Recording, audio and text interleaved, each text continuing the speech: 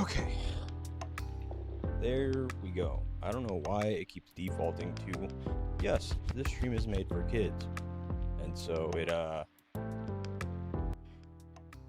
makes it to where you can't chat. So odd that it does that. Odd, odd, odd.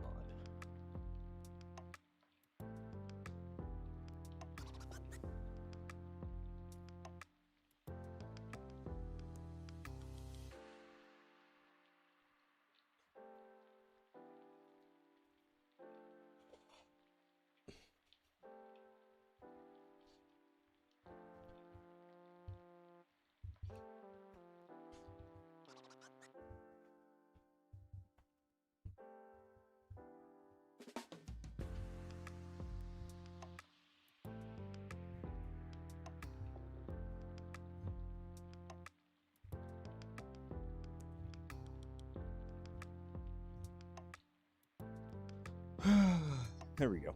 What's up, JF? Yeah, I don't know what the hell that was all about. I don't know why. Like, I guess for some reason OBS wants to default to where whenever I stream, it defaults to check marking the setting that says that the stream is safe for kids or meant for kids or something like that, and so it turns off the chat.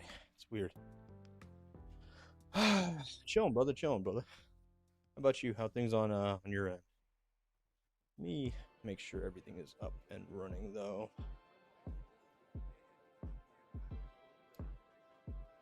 Actually, let me delete this one. Don't need that one. Twitch.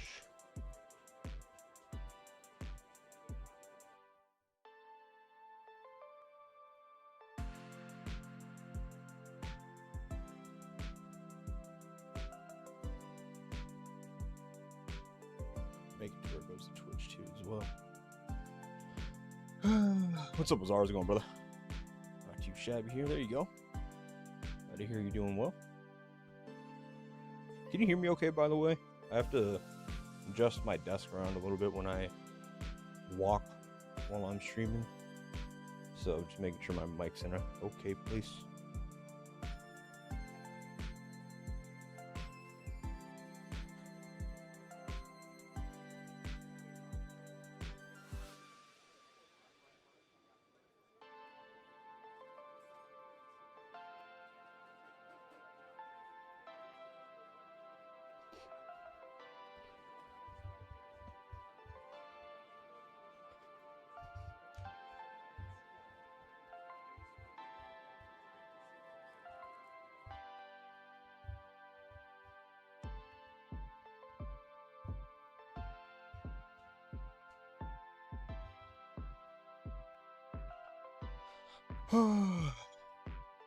Music is a tad loud. Sure, let me get it down. There we go. There we go. There we go. There we go. I think I got the multi-stream working again on OBS. I think I got it put over here. What's up, Chase? How's it going, brother? What's up, MK? Ayubs? Akil, been waiting. Yeah, I was gonna stream yesterday, but I kind of just took the day and hung out with the little one, honestly. Can't lie. Full transparency. Just hanging out with the mini me.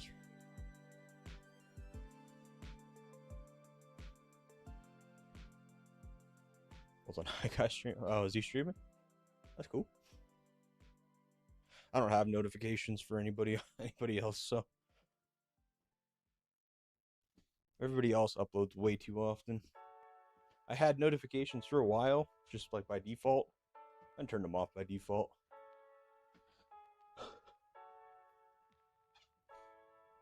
What's up, Baguette? How's it going, brother? How are you today? I'm chilling. Not too bad, not too bad. It's Thursday, we're here. You know, everyone's healthy, everyone's happy. I'd say it's a blessing in disguise, right? It's a blessing in and of itself. How about you? How are you today?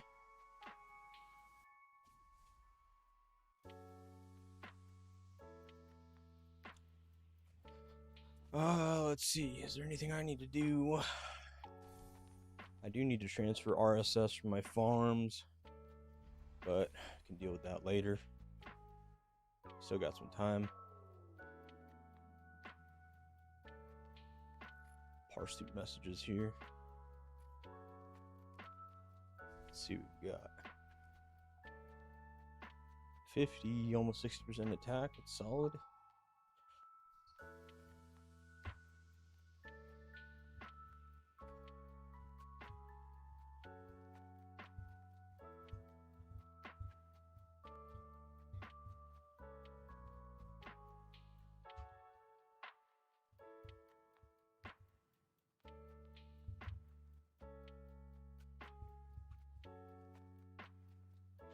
Let's see. What's up, Rocks? Yeah, I'm a little bit ahead of schedule because I'm walking. I just started walking. Woke up a little bit late today. Had a hard time going to sleep last night. Was gonna do a late night stream, but I didn't want to be up all night. So yeah, I woke up kind of late today. So just now getting started on my walk. Figured, have a chance to do this farming on Warframe and waiting for IR. Oh, nice. Isn't the creators of Warframe, didn't they bring out another game, or they're in development of another game or something like that has some hype around it? I feel like some of my buddies on Discord were just playing it. How's life been? It's been pretty good. Like I said, man, we're here, breathing. Little one's happy, little one's healthy, souls and misses. So I'd count all those things as blessings. So, yeah, all is well. Can't complain. How about you? Hope everything's good for you. There's just one real Doomsday live streamer. Oh man, nah. I mean, if other people are getting into streaming, that's cool. That's cool. The high guy can do it. Like I said, I don't have notifications for anybody, so I don't know when anybody else is doing anything. Hazy, how's it going? Did you check the Elite Alliance ranking? The higher G's be interesting. So many big alliances. Yeah, that's we've kind of experienced that the last few island raids, right? We played against NTD with Broccoli or whatever his name is, quite a few events in a row now. So because of that, kind of just made an executive decision. We used to merge with PHX from 161 and VIP from I think 114, and yeah, we used to merge with them for quite a bit back in the day for events and stuff, especially when we used to play in Apex. So I was like, well, considering we keep ending up in G6 anyways for Island Raid, and even though we're ranked like 250 or whatever, and those guys are ranked like 35 or 40, whatever it is, I was like, yeah, well, we got some room to put some people in. So yeah, we did some merges this round. We got like Blaze from VIP, Daddy Zombie and Lethal from PHX. Some of their other members and stuff are here too. So yeah, we did some merges. Still got some room. Measured it out. Was looking to see in terms of ranking. I mean, we're at 9.4 bill. Apex is still a little over 2 bill above where we're at. So we got plenty of space. So next Island Raid, we'll look to bring even more people in for Island Raid, Genesis 4, that kind of a thing. But yeah, I noticed that even with like AR, right? I think like AR this last round, I think rank 101 was like almost 10 bill even then, which is a huge jump from what it used to be. Like rank 101 used to be like 7.8 bill or something like that. So there's been a lot of changes in terms of alliances, their matchmaking and stuff. So been a while since I caught a stream. Glad I made this. Hey, good to have you here, Jake Reed. Appreciate you being here, brother. I just stay awake to watch and go to sleep. Bet to cross H&B. I'm sure we'll cross H&B.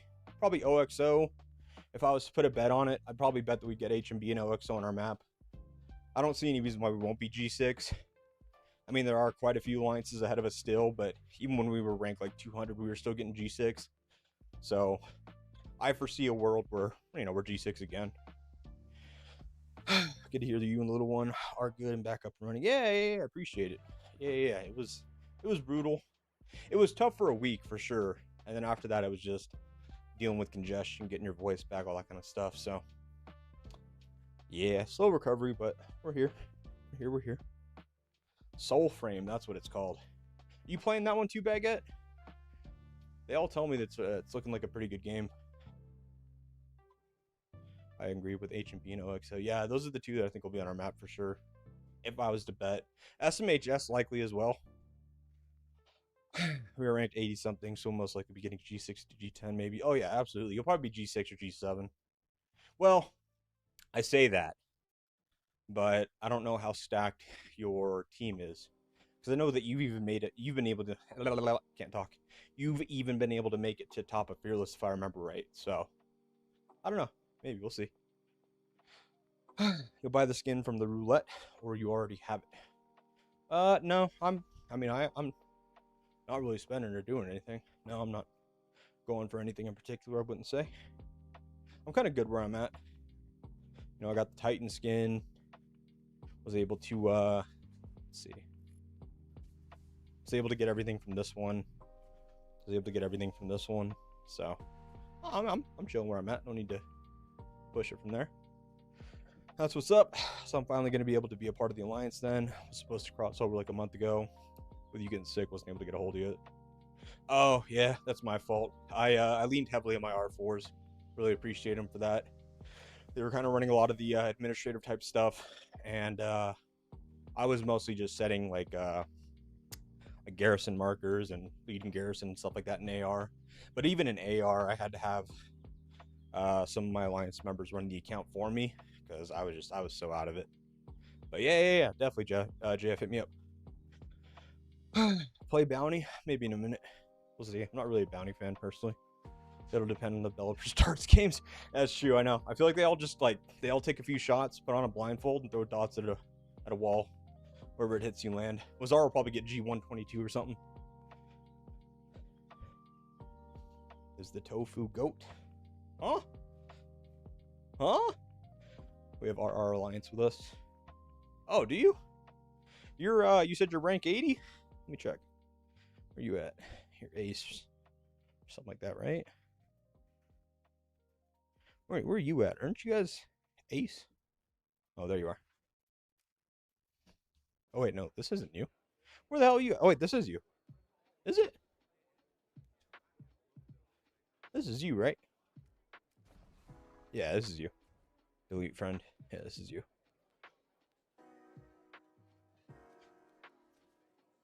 Okay, okay. Oh, yeah. I recognize some of these names. Okay. I think I've seen it in a couple ARs. Ranked 1213, and with the looks of surrounding alliances, looks fun. Hey, there you go. Good luck in your matchmaking. Hey, Z, not sure if you will see this, but I'm a huge fan. Absolutely love this game. Hey, well, first off, appreciate the kind words. Honestly, means a lot more than I may make it seem. Generally, really do appreciate that. But glad to hear you enjoy the game. It's a fun game for sure. Has its ups, has its downs, just like any game, but it's definitely fun. I enjoy it. Glad to have you here. Appreciate you. Hey Z, ever thought about doing something like a server to play with viewers on something like Ark or Valheim? Yes. We're kind of waiting to see like what game to do that with. Like me and my buddies got into like Hytale recently. I actually play Hytale with my little one every night, but kind of waiting for more mods and stuff like that to come out with that kind of a game. We definitely play a lot of those survival type games or RPG type games. I played a lot of Ark back in the day, a lot of Valheim.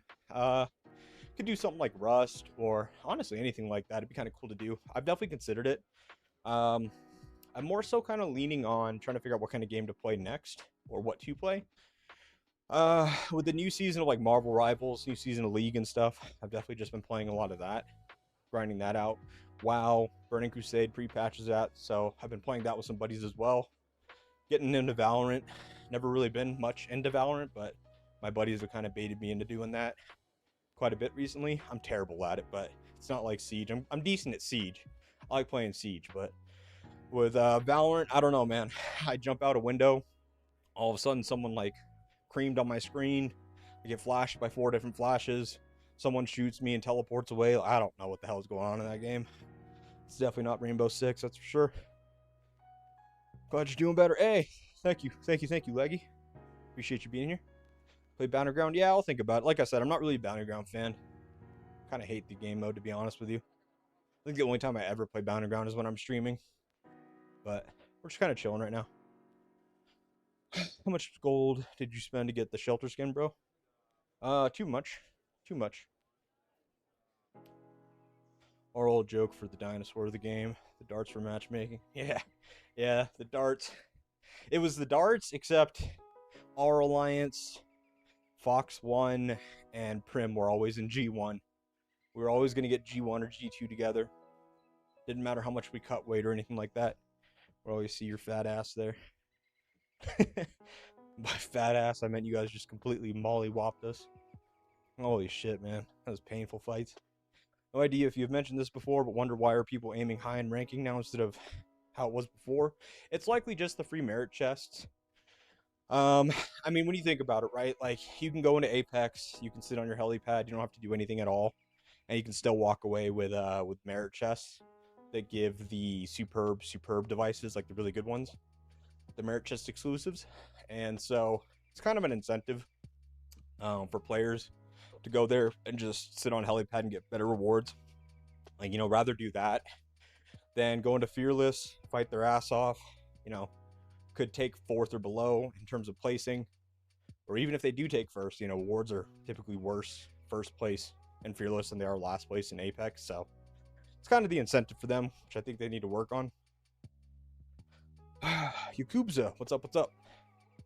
If you're playing Val, we got to run some matches. Hey, man. Yeah. I'll message you my Valorant name. Like I said, I'm not good at the game. I think I'm like maybe silver something, but then again, I've only played probably like maybe 10 games total. I'm so much better at Siege, man. Like I'm like Emerald in Siege, but then, like I said, it's just I don't know. There's so much happening in Valorant that it's hard for me to keep up. Maybe I'm old. I'm getting old.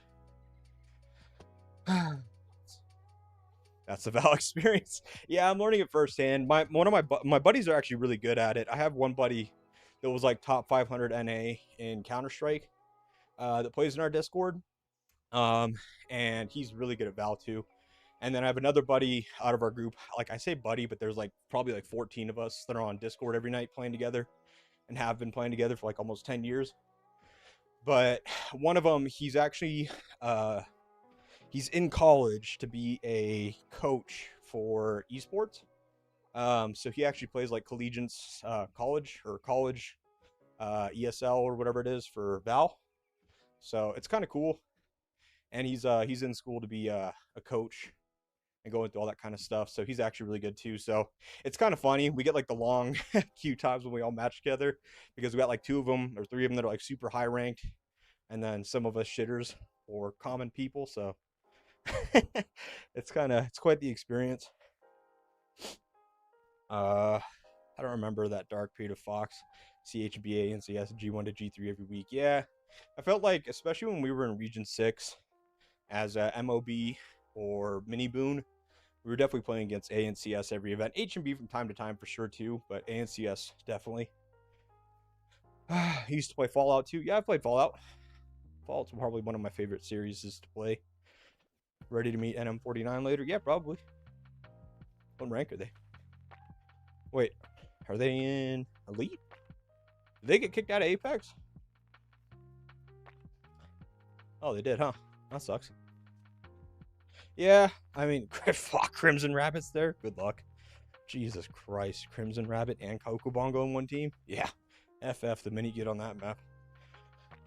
Anyway, I preferred the game at that point rather than with all the beasts and armaments. I agree. For some games, especially games like this, I feel like there's a large amount of enjoyment in the simplicity of the game. When your game is like simple, but very strategic and has strategic opportunities to, you know, win wars and events through strategic gameplay and, you know, unison fighting and, you know, team synergy and that kind of thing. I think the simplicity factor really complements that. They've definitely leaned away from the simplicity factor, which kind of sucks. Well, really sucks. But, you know, what can we do? Here we are. Used to be good at tactical FPS, then I got older. Yeah, and no, I feel that. I'm definitely more of, I like a lot of the casual FPSs, you know, like Battlefield. I used to like COD a lot.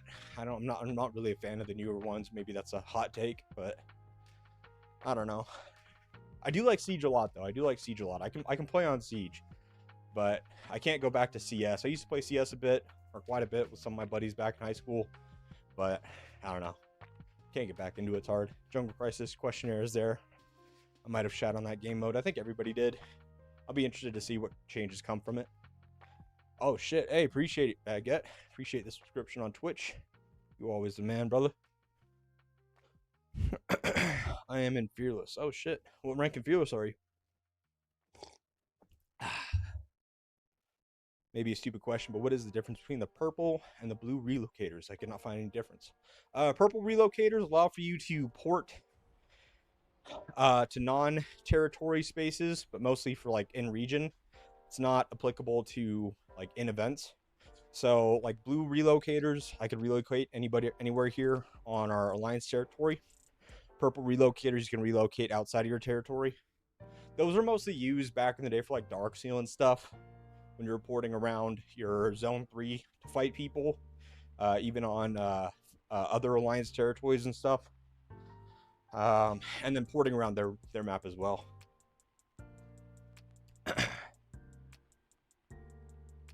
Holy shit, you guys are typing a lot. I'm so sorry. I'm trying to catch up here.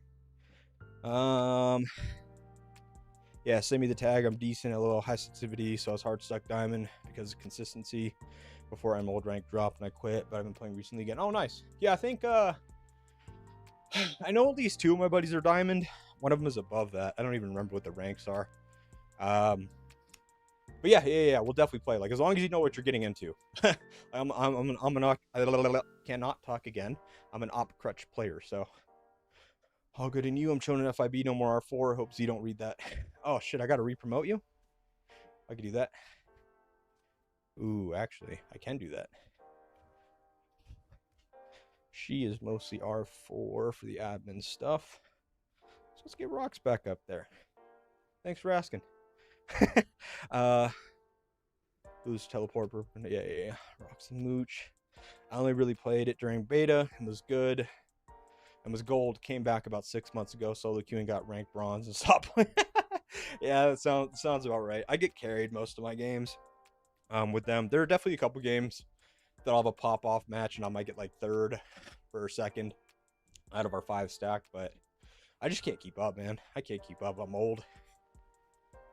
They didn't get kicked, they dropped. Oh, no shit. I always play everywhere. I like to play with friends. Maybe come see you soon. There you go.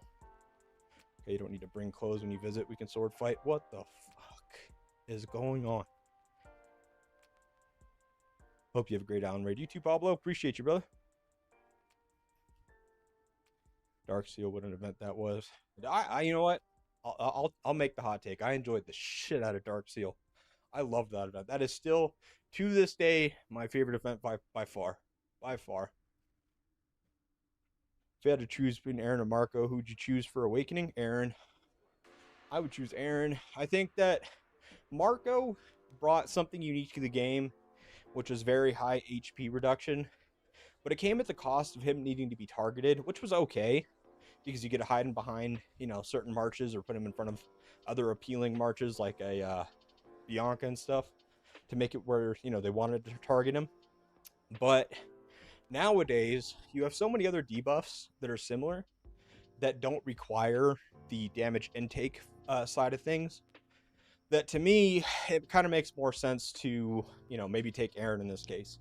Because you do have Claude, which I believe it's like 35% HP cut, so it's about 80% of Marco's HP cut, but you get so many other bonuses and buffs and debuffs and stuff with it. Plus, you don't have to be targeted. And then now we also have Julian that can get up to 50% as well from just his rage skill that offers, again, a bunch of other benefits that are much higher than Marco's benefits to the infantry march he's in. So I would say Aaron's pretty solid. Why? Aaron has high damage, really good damage output, really consistent hero. They just buffed Aaron right, so clearly they saw that Aaron was underperforming and brought Aaron up to par. Or I personally think that he's just exceedingly good right now. But the flexibility with Aaron is that obviously Aaron can also be with any troop type, right? I know Marco can as well, but you're looking at Marco as like an HP debuffer, and we already have that from Claude and Julian, and now Aaron is just like a complementary damage hero that you can flex at any point in time on your account behind any troop type or any troop lead. So yeah, I would personally go Aaron. Darkseal was goated. Well, I'm glad I don't have the true hot take. I enjoyed the shit out of Darkseal, I'll be honest with you. No one told me anything bad at that event, so I guess it was good. Yeah, I've got videos on my channel from Dark Seal. I had live streams during it. And I had quite a few videos too. So if you never got a chance to play, you can go watch those and see what it was like. I liked it a lot. I think for me, it was cool working with your sister alliances in the region to defend your metro against other regions. Could be up to 2 at the same time. You could be fighting 2 other regions for your metro. And so it was really an incentive that was kind of unique at the time, where you didn't really just want to build your own alliance out. You really wanted to build out your sister alliances too. Because if you made it to where there was only one alliance in the region that was good, then what would happen is that it would be very hard to defend your metro, or really just retake it. Because if they took your metro, then you can only set 1 rally on the metro per alliance. So if you only have 1 alliance that's good, you can only get 1 rally on it. And if you're like 1v2, that's just impossible. But if you have a second alliance, it's really good. Then you have a second good, rally leader, that kind of a thing. And so it was just, I don't know. It was a very different, unique experience that brought a sense of like there being a reason to have a good region and to be in a good region and to build good sister alliances and stuff like that, and to recruit for not just your alliance but for other alliances in your region too. So it wasn't about having like the best alliance. In a lot of cases, it was about having the best region. And so it was definitely a unique time for sure.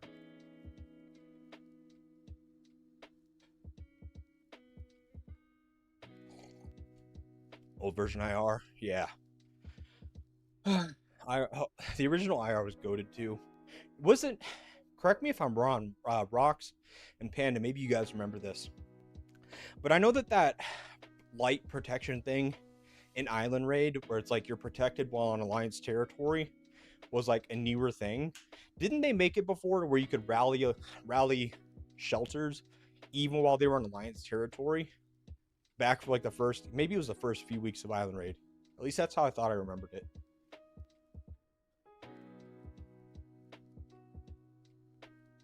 Is that why regions were built out with 3 or 4 alliances touching the metro? In a lot of cases, yes. And you'll see that some regions, especially like regions like 200 and below, have these like really unique layouts where it's not like just 4 alliances in 4 different corners, but like it'll be like almost staggered or layered to where all 4 alliances are on all parts of Zone 3. And that was so then you could teleport to your own alliance territory and use those teleports instead of needing to use purples to go on like a neighboring alliance territory. So you could follow enemy bases when they ported in. Recently got Jack awakened. Is he a good investment, or have I gone and wasted frags on him? I think he's still solid. I think that I mean he's similar to Aaron, right? Where you can use Jack behind any troop type. Ideally, or typically you see him with ranged. But he is one of those that's like flexible, very tanky, very sustainable, has a decent kit. It's one of those that won't get replaced for a while if you have them. However, it kind of depends, because they're the new heroes that they're bringing out, 50% HP cut, defense cut, attack cut, 40% HP, 45% attack. Like all the new heroes seem to have very high baseline stats. So how long he's going to be relevant is, one of those questions that we'll have to wait to see. Wanted to ask you this message in game, but since I have you there, I'll ask here. For an infantry player that usually garrisons and does, sorry, water went down the wrong pipe, and does rally tank, what stats would you go for in the squad armaments? Damage attack, damage reduction, defense, or something else? Damage reduction is too expensive. Okay, are you talking like refinery? Is that what you mean by armament? Like squad armaments? Or are you actually talking about like your troop armaments? Troop armaments for garrison and tank rally, I would go for defense and block, especially block. Just get as much block and lethality as you possibly can. Aim for defense and block, but anything block or lethality armament wise is good. In terms of like refinery, I would go for damage reduction for sure.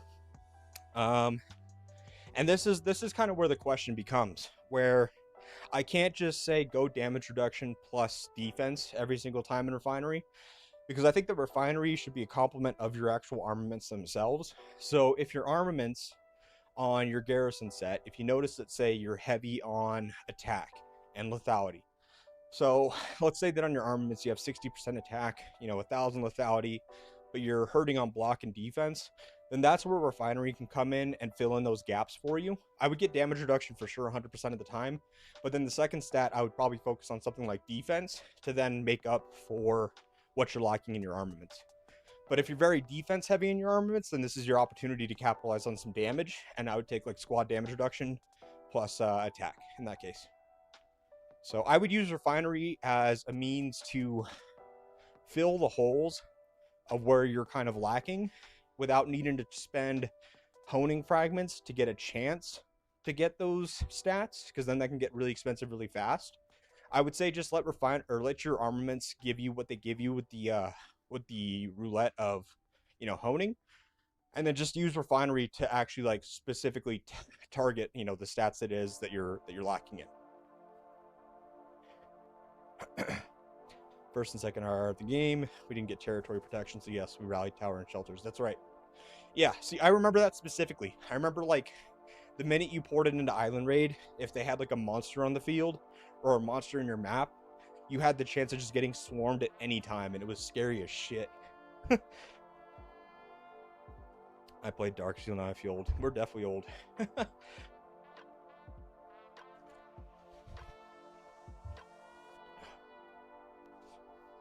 Oh, yeah. After Island Raid was done, the light protection ended, but you were still on the map for 24 hours. And so everybody would get barbecued after Island Raid ended. People didn't really care if they won or not. They would just roast bases as soon as Island Raid was done. I remember some teams wouldn't play Island Raid at all. They would wait for Island Raid to end, and they would just show up on the map and start roasting bases that are AFK or not on at reset. Could Aaron work for those who made a rider armament, but they are not a rider main? I mean, I use Aaron as an infantry main on my infantry march. So yeah, if you have an alternative march that you want to use Aaron on, you totally can. But Aaron has the ability to take your damage that you're dealing and amplify it by a lot through the bonus skill damage, the bonus rage regen, the AoE, things like that. So Aaron usually shines when you put Aaron with your highest damage armament set. Yeah, Baguette, that's what I would do. I would take damage reduction for sure, because damage reduction is your most valuable stat as, you need help? Need help? Give me 1 second, guys. My little one trying to move a chair. Let me, help her real quick.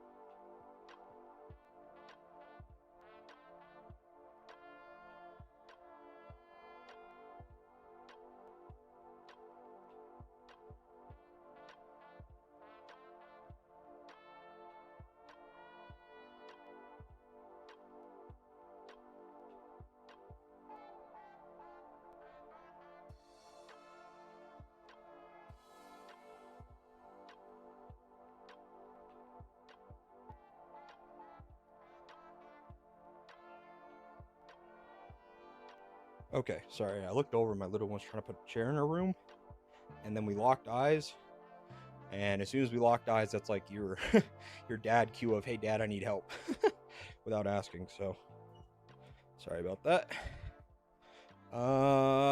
Let's see, damage reduction, damage reduction is the most important stat you have as a tank rally or as a garrison, obviously.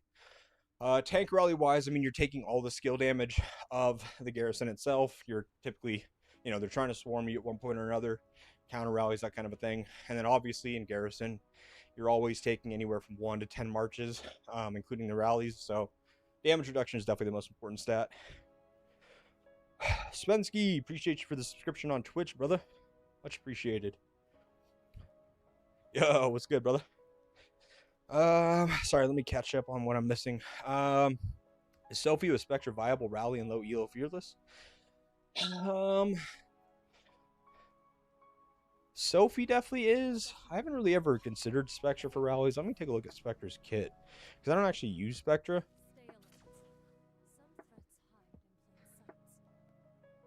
I mean, when not Garrison, so I mean that works. HP.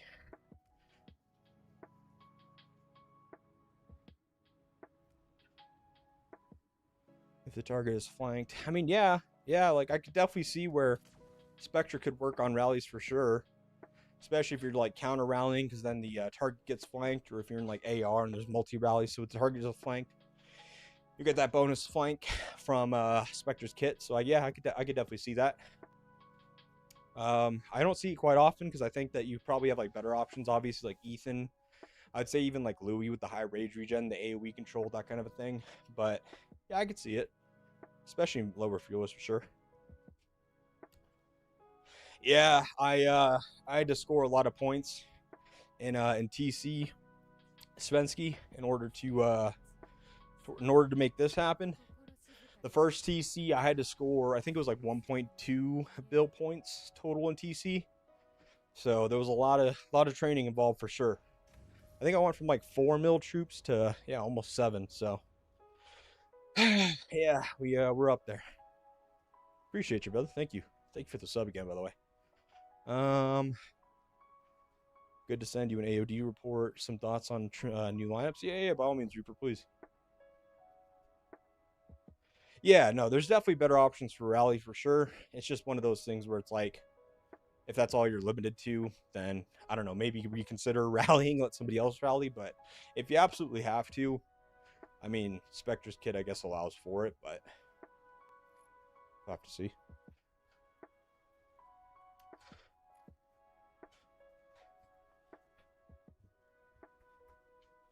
Oh, I gotta catch up on this. What? What? Huh?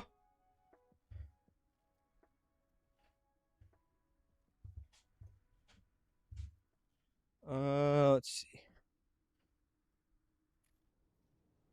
Tatsu. Wait. Oh, this is my naked. This is my naked. Um, is this you, Tatsu? Uh, Reaper. What best skills to get transcended first on Cedric? I can't decide. Are you rallying with him or are you just playing field? I get soon a better account. Oh shit, whose account are you getting? Congrats. That's sick. Hell yeah. That's sick. Hoping to see that soccer in action. Absolutely. Okay. I mean, this is good. I do the same thing as you can tell. This is good. This is good. I mean, in terms of your lineup, man, like let's see. Get your armaments. Yeah, I mean, like you're doing it right. Your highest damage is on your AoE March, right? Your second highest is on your second highest DPS March. This is your debuff March. This is a debuff March, but it still has good armaments. And this is a debuff March as well. Yeah, you're doing it right. That's what I would do. I don't see any issues here. Could you share once again your Boyd Garrison talent tree? Would you agree non-transcended Sakura? No. So I used Sakura on Garrison last AR with 3 skills transcended, and it does well. As you can see from here, it does well, but it struggles in a sense of something that's not in your control, which I'm not a fan of. I'm kind of a firm believer that if there's a factor involved that you can't control, I would stay away from it. And the problem that you run into with Sakura on Garrison is that Sakura has a fan shape AoE, and so if you get multi rallied in like AR, a lot of times at least one, sometimes two, I've seen of the rallies that hit you will end up outside of that fan shape and won't get hit by the AoE at all. And so it really diminishes her kit. So if I had to pick, I would say Ethan is still best for multi rally Garrison. Sakura is probably best for single rally Garrison. And then I still think Stella does phenomenal with Anti-Swarm because of how fast she can stack Warwheel stacks.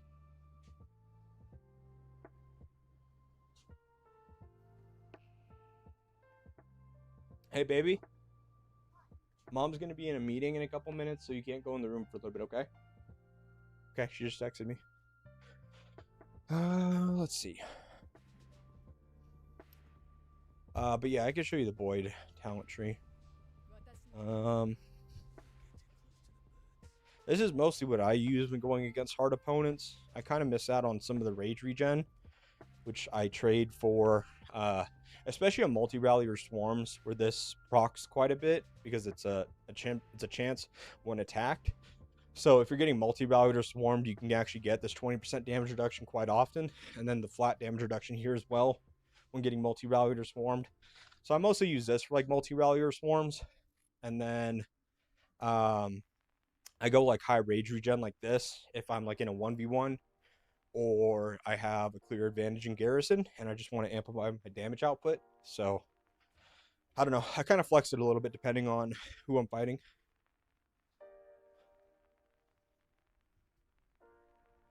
On my elite alliance's lead range account, so I need it everywhere. I see. Give me one sec, because I actually haven't transcended him myself. I've been asked this question a few times, but I always forget.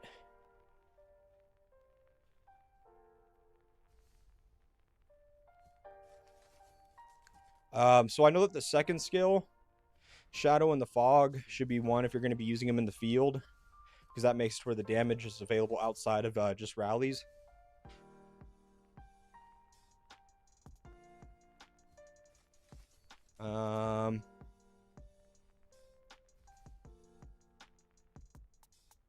And then the 4 skill, yeah, that makes it toward the attack.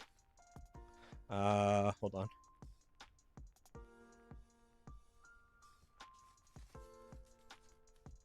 Oh, wait, no, sorry, I read that wrong. Never mind, not the 4 skill, because that's both. Never mind. Yeah, I would go with the second skill for sure, so you can get the damage, the increased damage outside of the rallies.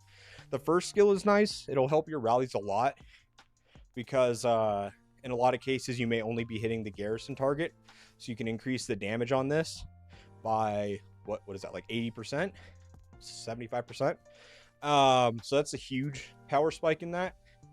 Other than that, you're not really too worried about the skill damage and stuff in the field. Like, field fights happen much quicker, but you already get that damage reduction on a rally. So yeah, I would go second and first. 2, 1. And then probably this one. 2, 1, 4, 3, it looks like. Or 2, 1, 3, 4. 2, 1, 3, 4. That way you can get this more often than just every 3 seconds, especially if they swarm you. So this would be like your anti-swarm skill because you remove the 3-second limiter. So I would go 2, 1, 3, 4 on Cedric. No worries at all, Reaper. No worries at all, Emotional. I got the this one. This is what you messaged me? Oh, nice. Who dis? Who cares? Oh, nice. Okay, looks like it's built or building as an infantry account. He's got a good amount of T6 skills, so I'd be curious to see what he has. That's cool though. Congrats, brother.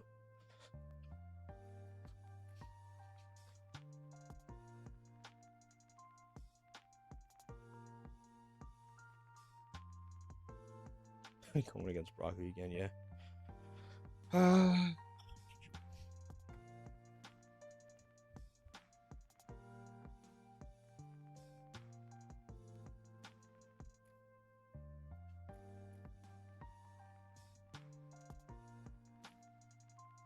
Let's see. Get the troop skin also. Yeah, I got all of them from that event.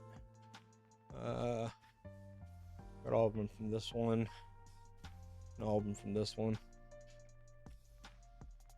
So, yeah, we got him. Yeah, not too proud about that one. Thank you, much appreciated. Yeah, no worries at all, Jelly, of course. Happy to. I apologize. I don't have all the range stuff off the top of my head. I'm not like a ranged main player, so it's not something I've had to look at too much myself. But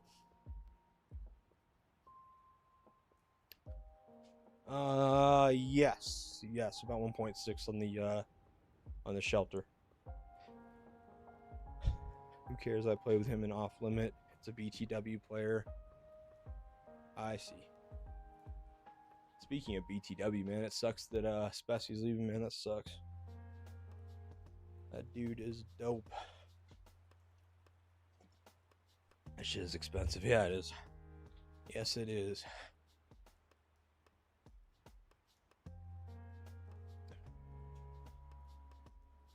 Now it's shelter roulette. Yeah, I'm good. Get 600 bucks. I know. I'm good on all that. I'm good.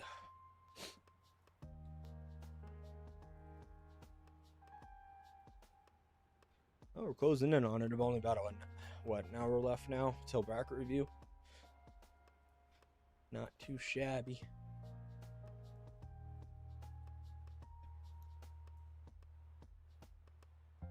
Anyone else got soccer leveled up or excited to test her out in Island Raid or get anything else from like Refinery or anything that they're excited to test out? I'm excited to test out Sakura fully transcended. I want to see the damage that she does on that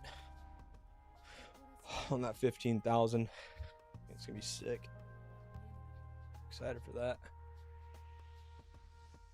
I have to see though. When can we see? It's usually 2300 UTC Svensky. Unless it's changed, but it's usually that. Oh, dude, I know, man. I hate that I cannot zoom out. Hey, IGG, if you're watching and the fact I can't zoom out, here you go. This one's for you. I hate that they did that, man. Like, what the fuck? Did you end up getting the golden carriage, or did you just stop with the skin? Yeah, I didn't care for the. I didn't even try to get the Ethan skin. What was I trying to get? Oh yeah, I was trying to get the this thing, the ambiance, whatever the fuck, however the fuck you pronounce it. I was only trying to get this thing. I ended up getting the Ethan skin as part of the process. So, but no, I didn't get the vehicle. I wasn't trying. Absolutely also excited as a low spender playing in Fearless. There you go. I'm excited to test my Stella Sakura against players that aren't a lot stronger than me. Yeah, no, me too. I'm definitely going to be testing it against people a lot stronger than me, so I may not get the results I'm looking for, but should be fun nonetheless.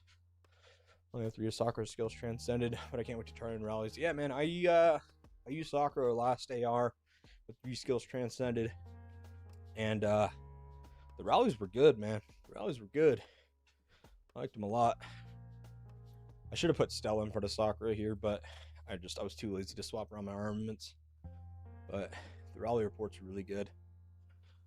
So, yeah, no, I'm excited to do it again. Hopefully we don't end up next to 2 alliances that are just twice our strength like we did the last hours. So,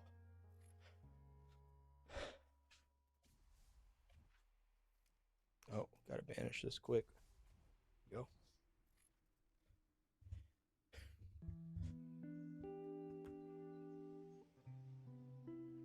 I don't know why they changed that. I don't know. Hey, welcome to the stream, Danger. First time chat. Look at you. Appreciate you being here, brother. Those some nice reports. Yeah, I was pleasantly surprised, especially against like Boyd Ethan's. You know, Boyd Ethan is known to deal a lot of damage in Garrison. So the fact that it was trading really well. I mean, it's not a weak player either. That's for sure. So I was 23, 23, 23, 23, 13, 15. I mean, it's better than me. So the fact that it was trading good was definitely a positive thing to see. So excited for that. I haven't gotten the gold bull leveled up. Some chases with decent beasts are just out of my league until my bull's ready. Yeah, man, it's kind of crazy how much of an influence beasts really do have, especially in garrison and rallies. Like if there is a huge difference between the two, RIP. Like they could have a max garage, they could have maxed armaments, they could have the armament devices, and you'll still outtrade them 2-1. It's disgusting. How does a Rubina-led rally do against Ethan garrisons? From like a ranged garrison perspective, I can't really speak on that because I'm not a ranged garrison player, nor am I a rider player. But at least from what I've seen, it usually does pretty good. I mean, but it really depends on the garrison armament side. Unless the garrison itself is stacked, like that's a stacked player, I've seen subpar Rubinas beat the shit out of like decently built Ethan garrisons. But I've also seen really, really, really well built Ethan garrisons out traded as well. So I don't know. It's kind of, I think that's more of like that. That's just more of like the matchup. Yeah, we lucked out on Beast for sure. Them chips go crazy. Yep, they do. Worked on my OC chips for Pango. Show them all up equally, or focus on Brain and Spine first. I would get them all to 3-star first. Then I would focus on the Brain and Spine first after that. But I would get them all to 3-star, just to get the 6-piece 3-star bonus first. Because that actually does make quite a difference at the 4-piece and 6-piece level of 3-star. And then after that, yeah, you can focus on the Brain and the Spine. Once you cross that 3-star bonus, then it's just like a higher proc rate or a bit like higher in the flat bonus that you get on the bonus itself after 3 stars. But the 300% stat bonus that you get from the attack and defense scales with that as well. So generally, at least what I did 3 stars on everything. And then I did Brain and Spine for that reason. Because then I knew whatever I was getting stat-wise from Brain and Spine was going to be multiplied by 3 anyways, so. What do we got? What do we got? I was on YouTube the other day for Twitch, though. Hey, there you go. I like Twitch a lot, too. I I usually have less issues with Twitch than I do YouTube. I don't know if their streaming platform is just more refined or what, but I don't know what it is. It seems to be more consistent. I also noticed that the Twitch stream is usually not as far behind, so yeah, I don't know. It's kind of weird. Is Mike streaming right now?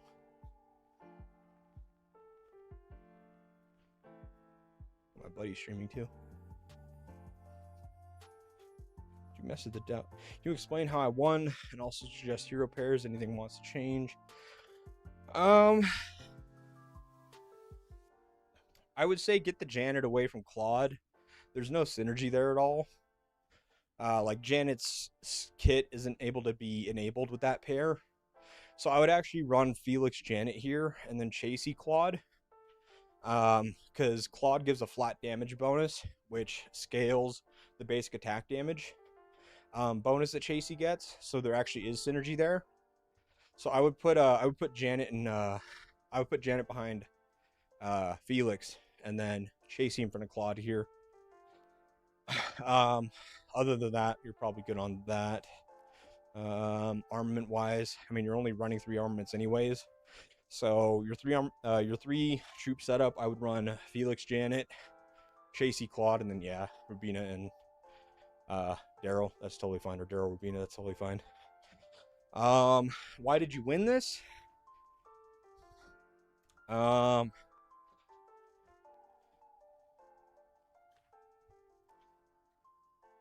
mean, it probably just comes down to board placement. I mean, you have better garage.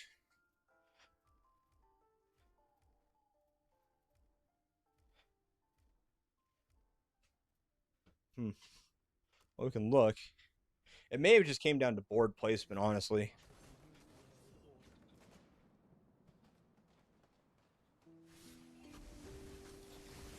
Yeah, I mean, your Cynthia's out here buffing everybody with your, what's his name? Can't remember what his name is now. Buffing everybody and only getting hit by 1 march. So you're getting the buffs the whole time. looks like he took out his damage and he's left with a Thunder and Bianca as his tankiest March, which just isn't going to deal damage. And then, yeah, you're able to debuff here with Claude. So, yeah, it honestly probably just came down to board placement. But he also has no damage coming from this. No damage coming from this. And that March died fast. This March died fast. So, I mean, the most kills he got was from a March that isn't built for damage. So, yeah. Mind the treadmill? Yeah. Walking on incline. I'm enjoying it, actually. Like, when I stream, time flies by because I enjoy just talking to people. And so I hate doing cardio. I've never been one that likes it. I'd rather just go lift for an hour or two and do that twice a day. But, yeah, I want to get my cardio back in. Get my cardiovascular health back up to peak.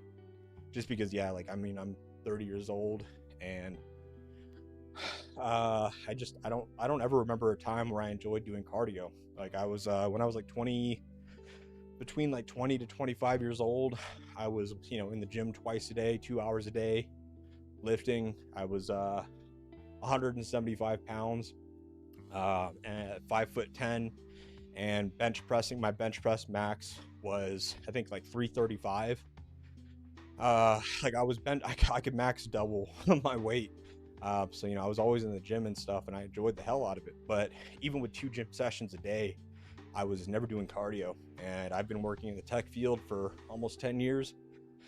So, it's not like I'm out and about walking around all day long. So now that I'm getting older, I just, want to get cardio in, just do that. And I find this is an easy way to do it. Just sit here, drop it on incline, walk, and chat. You can probably hear my voice.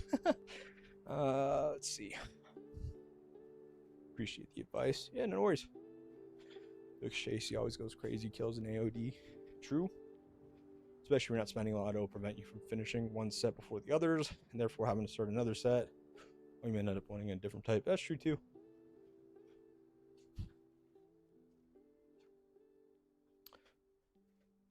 I could show you guys what I looked like. You guys want a face reveal? I can show you guys what I looked like back in the day. I actually just sent this over to Panda. I could probably pull up Discord, actually. Let me see. My buddy sent me a Snapchat from when we were working out the other day. He's like, bro, you remember these days? I can show you. Hold on. Up. You guys about to have a face reveal on this stream. Congratulations. Let's see. Display capture. This one. So, this is me right here. This is me. This was oh god, what was this? Probably like 5 years ago. 5 years ago. This is me. There you go, guys. Congrats. You know what I look like. See face reveal before GTA 6. Oh shit, that's funny. I love those GTA 6 memes. He's built like thunder. Yeah, built like a garrison leader. Nah, man, I enjoyed the hell out of it. I had a roommate that I lived with. We went to high school together. We joined the military together, and he was stationed out here, and I was stationed at a different place, but we were both up here where we live, and we were just hitting the gym twice a day, man. Like, we had nothing better to do. We'd go hit it first thing in the morning, go to work, get off work, go again at nighttime. So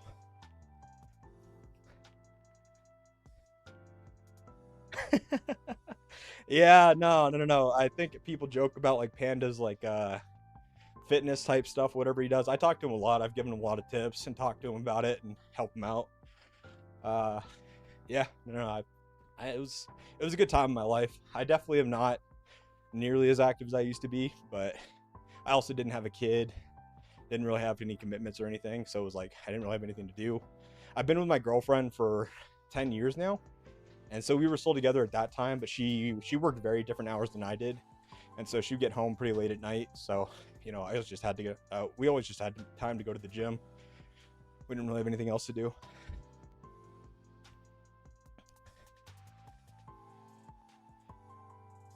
All right, see you, Rocks.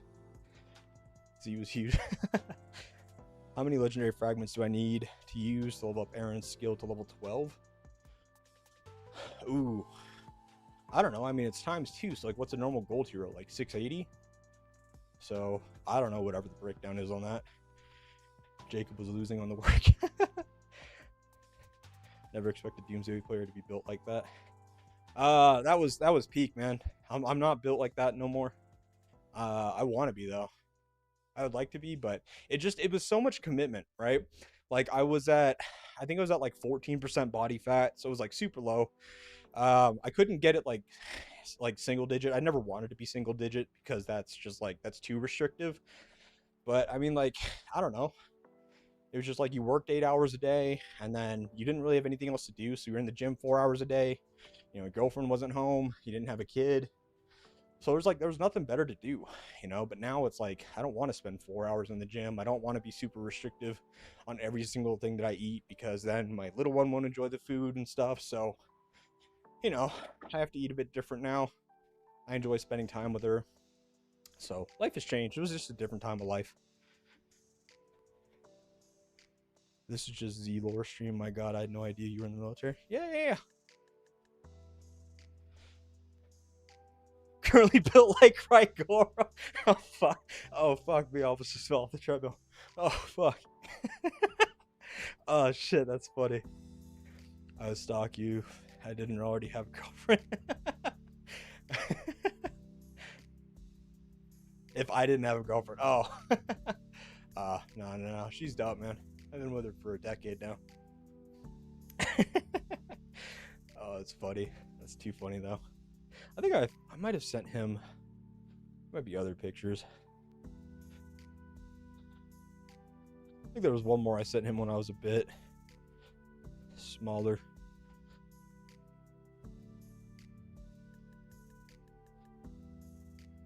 Here, I can show you another one. You can kind of see what I'm talking about here too though. Hold on.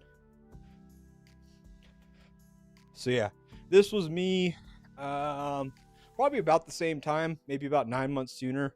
This was before I went on the bulk. So the first picture I showed you was during like one of the bulk sessions. This was what I was typically at, just low body fat percentage. And yeah, it was just in the gym every day. Like you could see the timestamp on it as soon as I got off work. The gym was a couple blocks down the road. Just hit the gym, like go home. But yeah, I wasn't always like super stocky, but there was just one point where we kind of hit like a bulking phase and I was like, you know what, let's just see how high we can get this. And then it got to the point where I was like 175, 180 pounds. And I was like, why am I trying to bench, you know, like 350? Like it didn't make any sense to me. And I already had a bad shoulder. So back when I was in high school and played football, I dislocated my shoulder 26 times. And so I tore my bicep and my labrum tendon in my shoulder.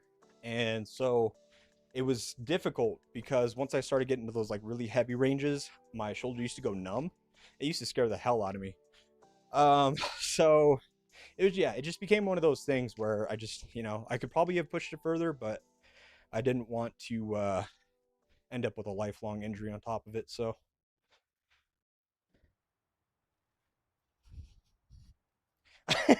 Zeke is bulky, not in game only. Honesty is extremely rare. Find someone plus 30 with family that want to spend time on the gym. Yeah, no, I mean, I'll be honest with you. Like I have really bad sleep insomnia. You know, it's hard for me to sleep. I usually operate on just a few hours of sleep, especially like when I'm, you know, working on contracts and stuff for work. And I know that that's not healthy in and of itself, but I'm prone to going to the gym at like midnight, 1 a.m., 2 a.m., just being there for an hour, coming back, and that's usually tired me out enough to go to bed. But I don't know, try to squeeze it in where I can. But I do. I enjoy my little one a lot. I enjoy my time at home. I'm very blessed to have him. You know, I think that's why I usually try to end my stream or my videos with, you know, telling you guys to give someone a hug, telling you love them and stuff. You know, I think we're all have experienced it at some point in time in our lives, losing a friend, a loved one, whatever it may be. So, you know, you never really know how short life can be. So as much as I would like to be in the gym and, you know, back to that peak fitness and stuff, I do enjoy my quality time with quality people, which also includes you guys, obviously. So, you know, I'd rather just maintain fitness, but not need to worry about getting way up there again. So after 30, it's time to get some fat and enjoy life. I know, man. It's time to actually reach for those snacks. I know. I feel that. I feel that. English is hard sometimes. English is always hard. I have a damn near stroke half the time I'm talking. Love the gym. If I'm not at work, I'm there. Perks of being young, I guess. I mean, that's just something I want to continue with. You know, I want to maintain that. I enjoyed the hell out of it. You get the dopamine and everything else from that. And so it's a really good feeling. And it's just good to, you know, feel comfortable in yourself. I mean, no matter really like what your weight is, whatever, but I feel like everybody should just be at a place where they're happy with what they see somehow, some way. I used to be in shape, but Doomsday ruined my life. Now I understand the music taste. Giga Chad. Oh god. No. Like I said, it was something I enjoyed doing, man. You know, I didn't have to work 10 hours a day in construction or doing blue collar work, which I have so much respect for blue collar workers, man. I just, between my shoulder and just after I had a taste of working remote during COVID, I've been poisoned. But no, I just, that was like my way of trying to just stay in shape. But then I fell in love with it too much. And I overcommitted to it. And it was good. It was fun. Are you the Black Dragon Studios guy, Reaper? Oh.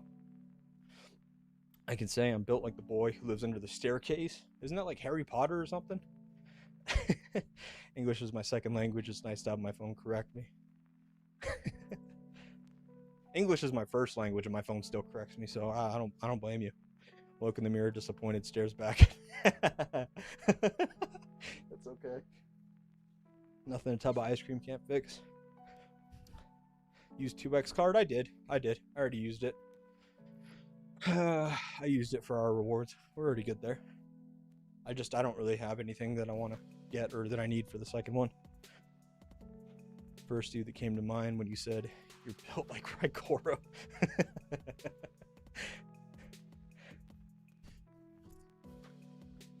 Well, there you go, guys. If you guys tuned in for an Island Raid preparation stream and you found out what it looked like, congrats.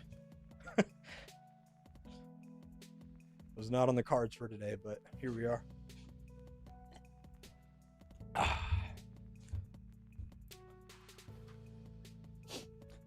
I've had a lot of people ask, oh, why don't you turn your camera on and stuff? A lot of it is because my little one tends to run hot, and so she likes to run around without a shirt on or pants on, whatever have you. And I've been called out for it in work meetings a lot. It used to be an inside joke at a lot of the companies I work with, where I would be talking in a meeting and all of a sudden my little one pops out in her underwear. Hey, Dad, what you doing? It's like, oh, God, the timing. So when maybe when I have my office space back, I'm down for it. I had my little sister move out from where she lived in a different state. She moved in because she's planning on going to college out here later this year. So she's just getting settled out here. So she took over the office, and I'm actually just out in the nook right now with this setup. So maybe when I have the office back and I can crack the door and at least hear when she's coming in to turn off the camera or something, maybe we'll talk about it then, but we'll see. Did someone say ice cream? Oh, yeah, that was me, front and center right here. I like the Ninja Creamies, man. Making those like protein ice creams and stuff. Shit's good as hell. I enjoy that. I traveled to the US a lot from Brazil. Fuck, man, I've always wanted to go to Brazil. I've had quite a few. I had a buddy actually that had a wedding out there. I've always wanted to go. Way to go. I get it myself, trying to juggle family and fitness respect. I sent you a message. Wings, if you can get a chance, you're the best. Yeah, of course. Oh, no worries at all. Baguette. Okay, let's see. He reviewed my account a few months back. As I continue to build leader set, do you think Aaron will go better with Sophie or Isabella? Thanks. Sure. Let's take a look.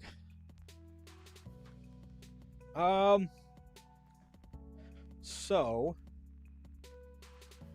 I would honestly probably run Isabella and Aaron here, and then Sophie and Ethan, just because then you're kind of like you're creating two distinguished setups and two distinguished marches that have two distinguished capabilities.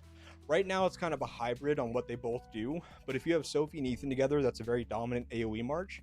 And then if you have Isabella and Aaron together, they both have bonus skill damage, but they both also have bonus rage regen. And so you can have your Isabella and your Aaron do high single target damage at a very high rate with their fast rage regen, while also using your Sophie and your Ethan to do AoE at that point. So that's probably what I would do, is I would switch those up, because I'm also kind of a firm believer that rather than doing two things decently, I'd rather do one thing amazing. So in that case, your Isabella and your Aaron will do high single target damage, and they'll have very high rage regen. So that's what they specialize in, and then your Sophie and your Ethan will specialize in the AoE factor. So that's what I would do. I used to work out 5 times a week, 2 hours a day until I got married. Really hard to manage time between your wife, work, game, and gym. Yeah, so you totally get it. And it's not that like you don't want to, it's just there's other things in your day that you want to do as well, right? Like the missus gets off work, you want to hang out with her. You know, the little one says, hey, Dad, let's hang out.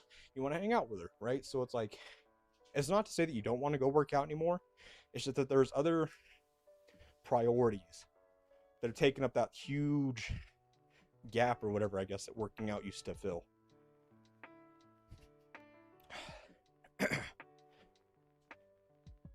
Enjoy some Ben and Jerry right now. Fuck me, man. I can go for Ben and Jerry's. I love Ben and Jerry's. It's my weakness. 100%.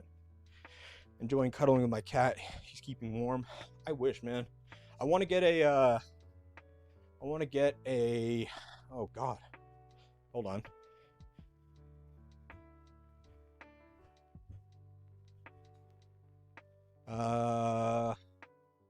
One second.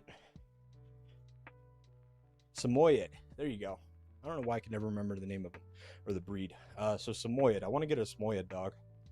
We were gonna get one for the little one, because her favorite show or movie back in the day when she was little was Baymax, and I love Samoyeds. Plus, they're really good with kids. So we're gonna get a Samoyed and name it Baymax, and have that be the little one's buddy.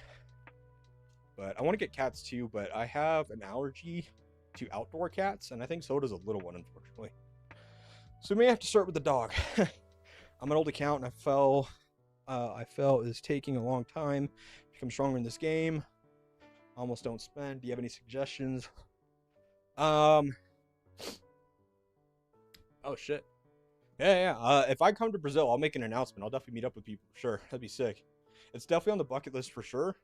One of the hardest things is just that, like, when you have a little one that doesn't do well in long car rides, it's hard to put her on long plane rides. So, but now that she's kind of coming to that age, we can definitely look at traveling more. But what can you do? I would say that, like, just look to see where you can get the most bang for your buck. Right now, that would be the refinery. You can get very high stats and a lot of red hones worth of stats for very cheap. The problem is that you do have to spend in order to take advantage of that, right? Because it can't be linked gold. So the refinery, if you're able to. If not, it's so crippling and limited at that point, because you're at the mercy of whatever IGG gives you for free. Your best advice at that point is just make sure that you're focusing on one troop type. That way, when you do build out your refinery, when you build out your equipment and your parts and stuff like that, that impact all of your marches that are one troop type, it impacts as many as possible. When it comes to your armaments, don't be sending more marches than what you can supplement. So what I mean by that is, you know, unless you have 3 marches that are 4 mil or higher, I wouldn't go more than 3 marches. I'd only do 1 to 3 of them, because if you do keep sending out weak marches, you're filling your hospital for, you know, a high expense of resources and speed ups and getting minimal kills and returns on that. So those are probably some of the basics that I would stick to. Other than that, like I said, you're really at the mercy of whatever IGG gives you. All this ice cream talk makes me want to order it at 4 a.m. here. I know, man. Me too. I'm sitting here walking on the treadmill and I'm thinking about ice cream. Swig's cats are nice for allergies, but they are ugly. That's exactly what my girlfriend said. She's like, oh, I want one of those naked cats. Like, those things look like naked mole rats. Just give me a dog at that point, you know? Like, no hate at all. But it's like, I want something I can, like, cuddle up with, and it's, like, soft and fluffy and doesn't make me sneeze. I don't know. Hot take, I guess. I don't know. Love a good Sophie Ethan March. Best of my marches so far. There you go. Yep, no worries at all. Sophie Ethan, if the Felix chasing for range, so much DPS. It's true. We have a blue staff and a husky. My favorite things in life. I love huskies too. They're so emotional. I love it. My uncle has my buddy's uncle. Sorry, one of my buddies I grew up with. His uncle used to live nearby. His uncle lived between me and him, and so we'd always go to his uncle's house. And he had 2 huskies. And it was like when one of them threw like a temper tantrum, the other one would start throwing one as well. So one would start howling, the other one would start howling. It was so funny. I love those things. No cat slander. No cat slander at all. No cat slander at all. It's just like, I love me like a fluffy, furry animal. What are the cats called that have the big eyes? There's like a certain breed for them. Is it the Scottish Folds? Is that what they're called? Scottish Folds. Oh yeah, man, I want one of these cats. Holy shit, I've always wanted one of these. That's another one. My cat is just a stray cat that wandered home during a winter when he was small. Didn't choose him. He chose my family. There you go. That's badass. See, if I had something like that happen, I would take Benadryl. I would just take the allergy medicine and deal with it. I think that's awesome. I'd be the same way. That's badass, Baguette. We're killing time. 25 minutes away. I think we can view the brackets. What have we had today? We've had a face reveal. We've had a gym talk, Ben and Jerry's talk, cat talk, pet talk, gym talk. Shit, guys, we're on everything today. This is fun. Can't lie, I enjoy it.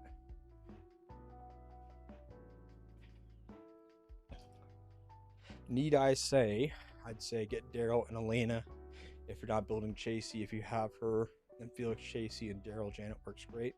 It does. I think that Daryl and Elena is kind of unique too, because technically when Daryl deals AoE damage to other marches that are being targeted that maybe he's not targeting directly, it's still dealing flank damage. So Elena still buffs that, which is kind of nice. What are the like hidden synergies are there? Yeah, I mean, Aaron goes well with, you know, your Felix, your Janets, things like that. Also with Chasey's too. So Aaron's someone that's being flexed really well right now. Obviously Janet, like I said, enables quite a few of the other heroes like Felix, like your Elena's things, or Rick's too. So I think there's a lot of flexibility these days. I think that's one of the nice parts. I think that with obviously the downfall to that, or the double-edged sword, is that now you have so many heroes that you have to try to obtain. And then who's to say they don't get replaced, you know, in 6 months or 3 months. So, you know, kind of at the mercy there. What's up, Scott? How's it going? How you doing? How you doing? What do we got right now? 3.5 miles? Doing decent. I don't have my Apple Watch on. I forgot to put my phone in my pocket too, so I don't know how many steps I'm at. I'm trying to get 15,000 before I take a seat. Tell myself I have to do 15,000 every day now. I don't know what I'm at.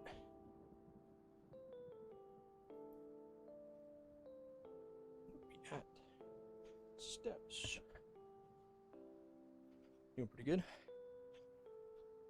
I run Felix, Chasey, Janet, Rick, and Daryl, Elena for my rider account. Great damage all around. Riders are a lot of fun to play with. Yeah, they absolutely are. I think that one of the funnest parts of them is just how fast they are. You can get in there with 3 marches, hit somebody, and the minute they target you, you're already on the other side of the map running away.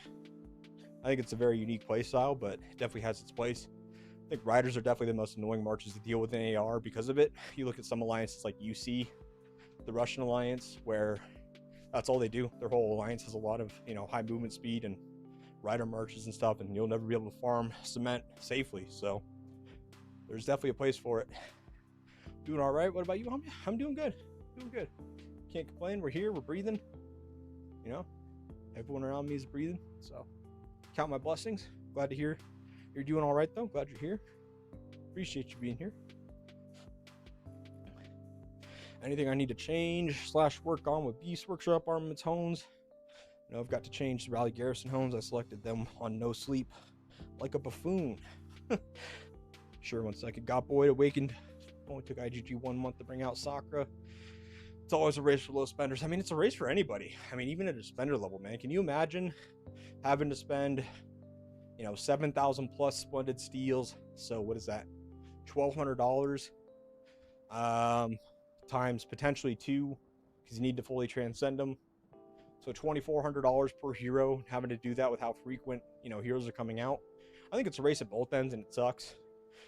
But I don't know, like when we looked at it, they actually haven't increased the release rate of heroes. They used to release 2 heroes per troop type per year, 2 TC type heroes. So that was 1 every 6 months. And it's actually the same right now, where they'll do Boyd.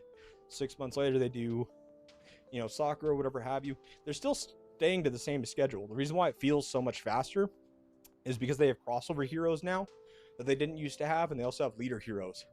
So back in the day, we had Victor and Bianca come out, but it was very rare and infrequent that they would come out. And so we didn't even have crossover heroes. So it felt like it was much slower of a release schedule.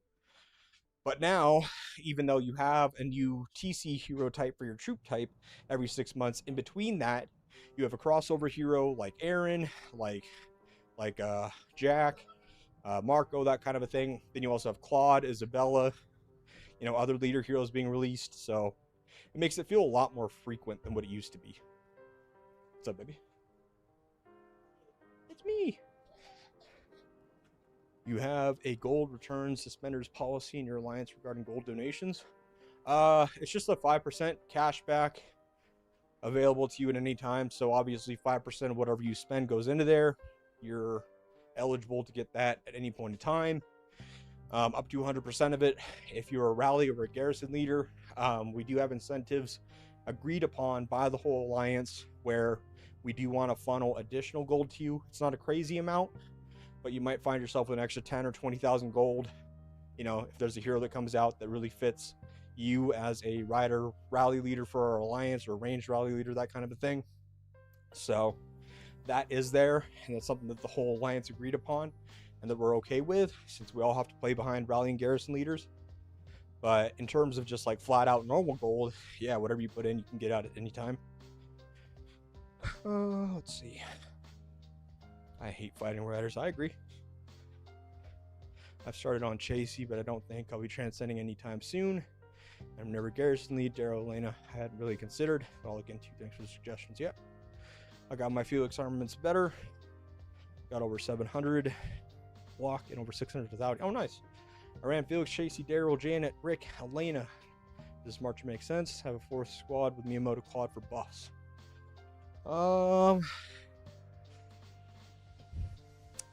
Yeah. There's nothing wrong with that. I would probably run Janet and Rick, Felix, Chasey, and Daryl and Elena to switch it up a little bit. Just to make sure that you're getting the full 5 what's it called? Graffiti stack procs on Janet, but it's probably the only thing I would change. Can I ask a question? Some of your equipment has both damage and damage taken effects. Yes. So I don't care about the basic attributes. Here's the reason. So if you look at mine, right? Zombies. This one's decent. Zombies. You're like, oh, those pieces are shit. Well, why did you get them? Well, it's because it has damage and damage reduction on both. But the difference is that if I get a piece like this in the auction house that has damage reduction, and good stats up top, it might cost me 15 to 20,000 gold just to get the base piece. Whereas something like this, I've been able to obtain for 10,000 gold or less and save 5,000, 10,000 gold or whatever on the purchase. And what that means is that I have now that 5 or 10,000 additional gold that I saved in order to raise these base stats. And what I miss out on is up to 3% attack times 3, 9% attack. I might miss out on 9% attack, but 1% better in squad damage already outperforms, you know, that 9% attack or 1.5%, whatever it is.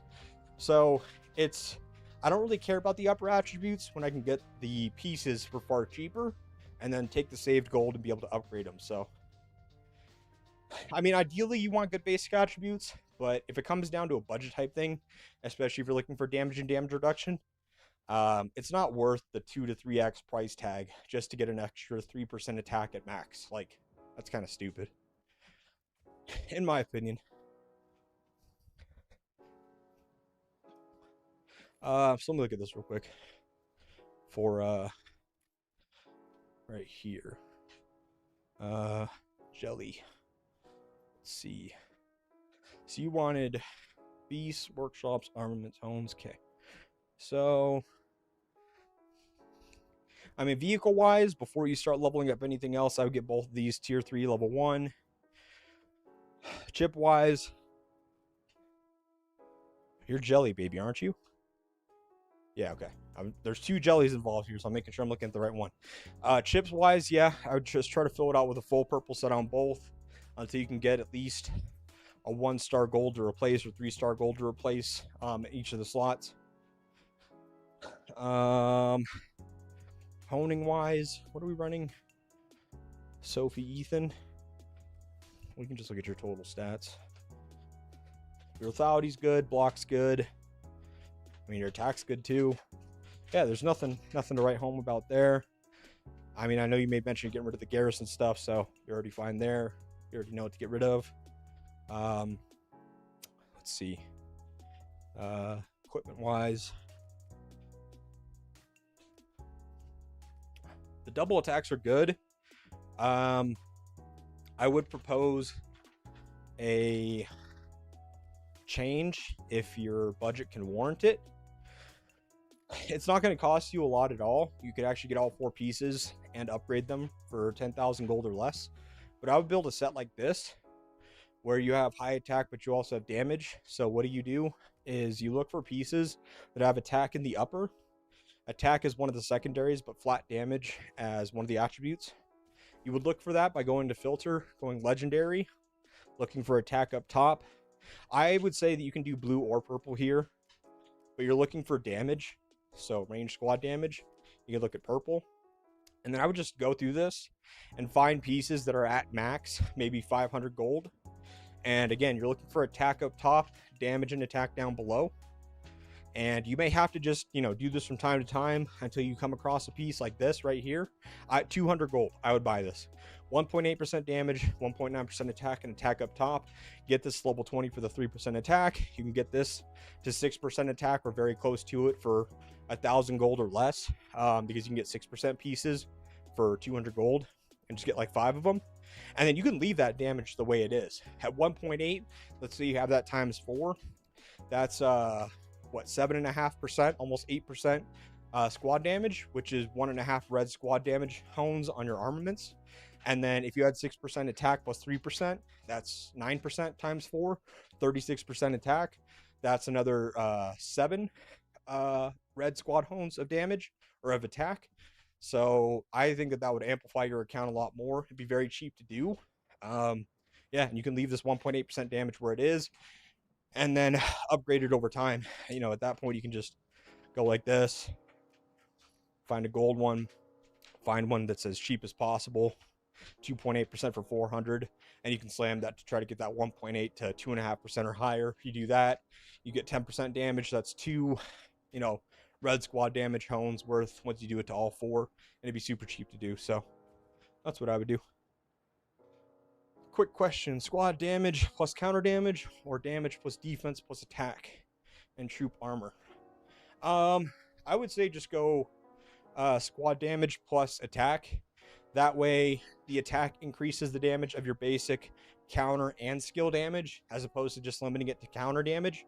Yes, if you're a garrison main, it can be helpful there, but why take a stat that helps you perform in 1 out of 3 positions you'll be in, rally, garrison, and field, and only work 30% of the time? So, because in the field, You know, yeah, you use counter damage if you're targeted, but if you're targeted in the field, you're going to die regardless. And on rallies, unless you're the tank rally, it doesn't really apply, but you're not always going to be the tank rally, even if you are. So there will be times that you're a flank rally, counter rally, that kind of a thing, and it doesn't come into effect there. So I'll go squad damage and attack. No worries. So 1% damage reduction stronger than 9% attack. Defense, that's wild. It is if your attack and your defense are already very high, right? If you have attack or defense that's already 400% plus, your multiplier is much better at that point. If you have a low base attack, so let's say you're like the lower end of 300s or below 300%, it won't be as beneficial.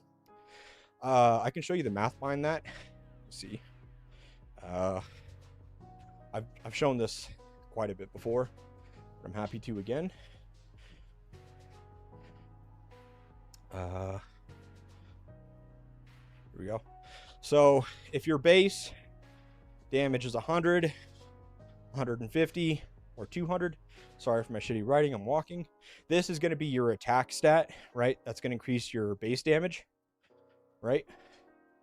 And your multiplier is here. So this is your damage, like your squad damage hones, right? So if you full focus on just your multiplier, whoops. If you full focus on your multiplier without focusing on your attack, your total damage here is 200. If you full focus on your attack and not your multiplier, same thing, it's 200. But if you focus on a balance of getting your attack and your multiplier up, you end up with the best results. So when you have a high base stat already, it is good to focus on your multiplier instead of ending up in this position. But at the same time, you don't want to focus on your multiplier too early if your base stats are too low. Otherwise, your effect will be minimal. So you want to get in a good place where you already have good base stats, so your multiplier has a good base stat to multiply against to give you the best results. And that's the math behind it.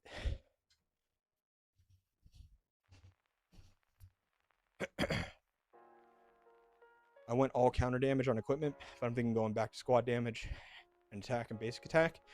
Counter damage is really good. Like I said, if you're like strictly a garrison main, counter damage is probably like one of the best things you can invest into. But we're seeing other garrison heroes or other heroes come out that are very skill damage based. Like, so for example, a lot of garrisons will be running like Ethan on garrison, and he has obviously high skill damage. Void gives a 35% bonus skill damage bonus, that kind of a thing. So like it plays around that. So the counter damage doesn't help amplify that at all, whereas attack would, while also amplifying counter damage. So I don't know, it just really depends on like what role you're playing and what heroes you're using. Even if I don't have a better, or even if I don't have a rider march, still upgrade them. Thank you as always. Let me see.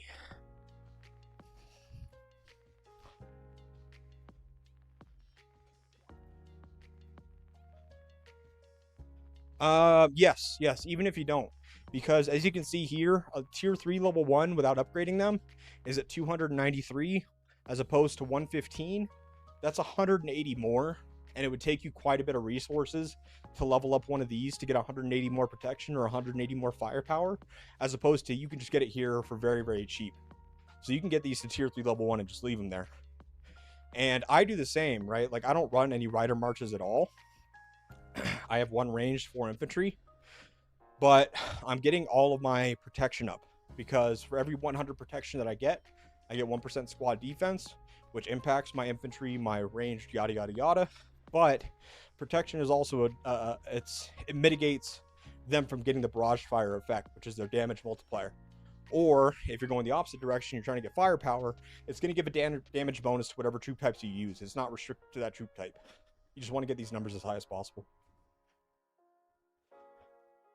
Can you please tell me what's better in infantry armaments? 5% attack or defense, or 6%? So when it comes to armaments, I usually recommend full focusing on lethality and block if you can, like just basically prioritizing those stats.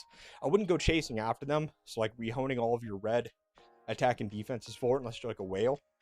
But since lethality and block is the only place that you can get it is your armaments, you don't get it from anywhere else, and their damage multipliers and damage reduction multipliers, I would stack up as high as you can on them.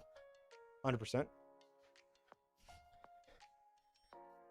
Man, I become more knowledgeable after each one of your streams, so I'm happy to help.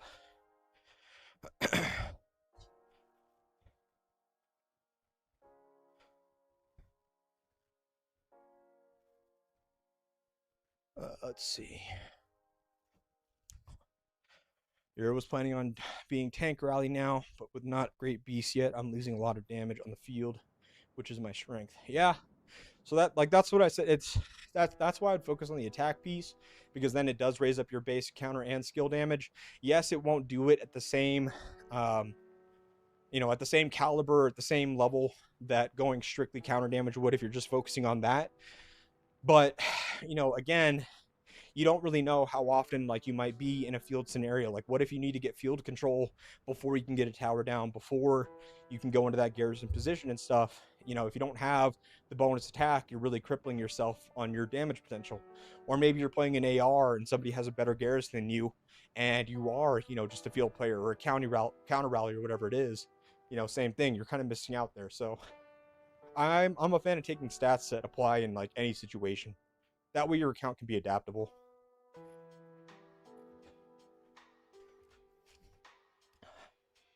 Okay, I see. I mean, this is still good. Like, this probably performs exceedingly well on Garrison if you have, like, say, for example, like a Stella on Garrison. The only problem becomes is that, yeah, like, in the field, if your march gets targeted by at least 5 marches of theirs using the select all feature, you're gonna die before you ever see any benefit from this counter damage, right? That's what's gonna happen. So really, this only shines in the Garrison standpoint. So that's where I would just be careful. Something like this. Yeah, you could definitely use this, but it kind of does the same thing where it's only focusing on the basic attack. However, basic attack is a much better stat than counter attack. Basic attack I would actually put on par with attack if you're a ranged player, because they have range has very high attack naturally, and you're always dealing basic attack damage, whether you're in the field and you're not targeted. You're still dealing basic attack damage on rallies, whether you're a tank rally or a flank rally or a counter rally. Doesn't matter what it is, you're dealing basic attack damage even on Garrus. So yeah, I would say that this piece would probably work pretty well for you. If you can find one that has damage and attack up top, great, but I wouldn't shy away from this. This will definitely help you. I have on my range set, I have basic attack damage as well. I used to have rally basic attack damage. That's what I was looking for, but I rehoned them because I was going to use this in I've used this a lot more in field than I used to, and I was actually going to have this set up as like a potential second garrison with Ethan. So I took away those, but I used to have, I think it was like 18% additional basic attack, just because I use this on like flank rallies and stuff like that. So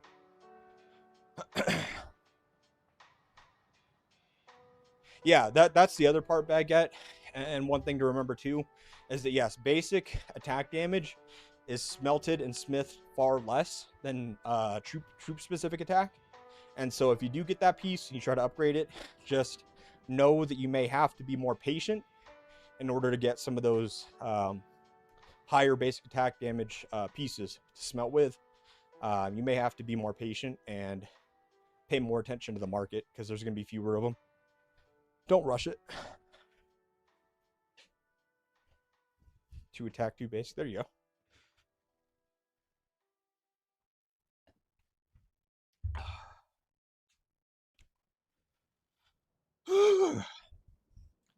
Holy shit, man. 4 miles in this shit on incline beats you up. I'm going to pause for a sec. I'm going to move my chair over. 1 second.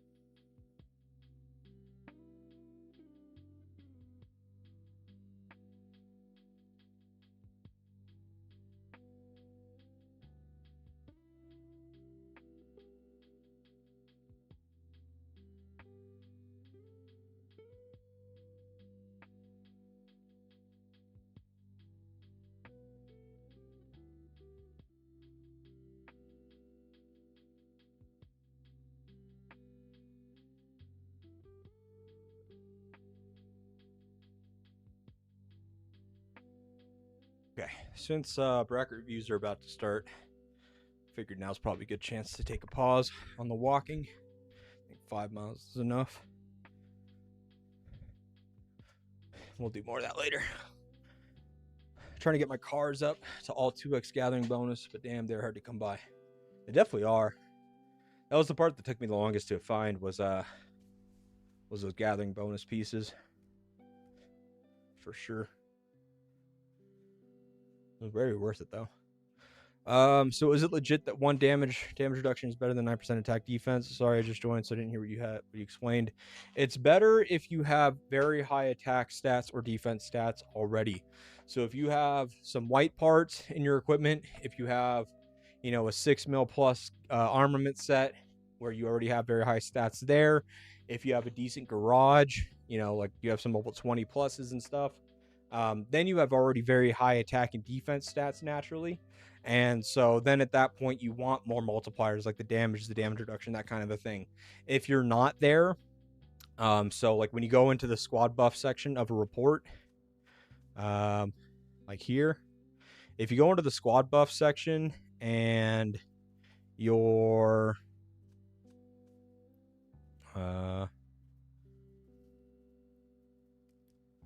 attack and stuff for those stats aren't at least 400% or higher, or really about 350% or 375 or higher.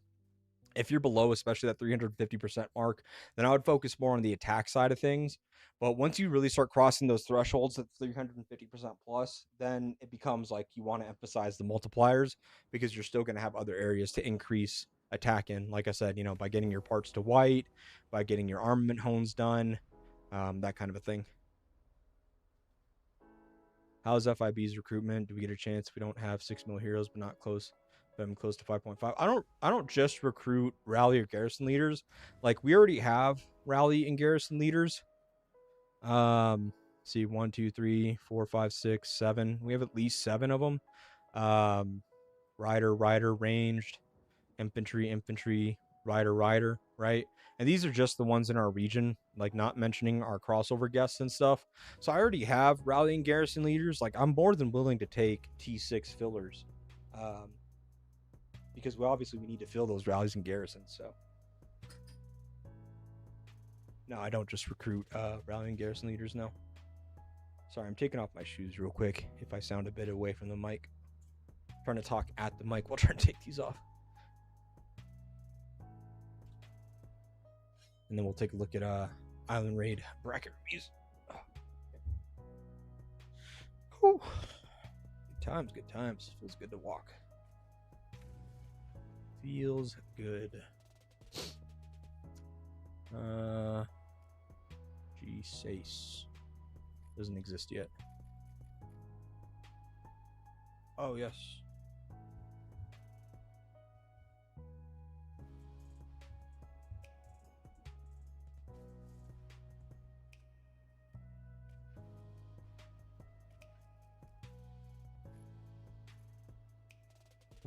Thoughts on this? Sure.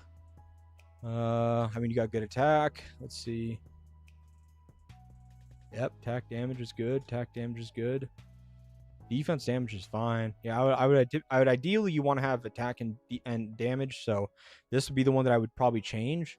But look, you already have almost 2 red hones worth of damage and 4 red hones of attack. And some of these are like, yeah, 5.7, 4.5. So they have lots of room to grow. So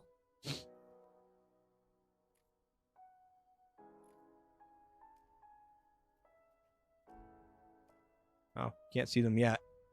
We'll give it another few minutes. Usually it's around this time. And we'll do some bracket reviews. I can see G10. Oh, okay. Well, let's take a look then. G10. This area does not exist. Hello? I need to restart my game? One sec. Let me restart my game. Could be that's what it is. I've seen that happen before. It's going to go black screen for a second, guys. Don't worry. I'm still here. We're still here, man. We're still here. There we go.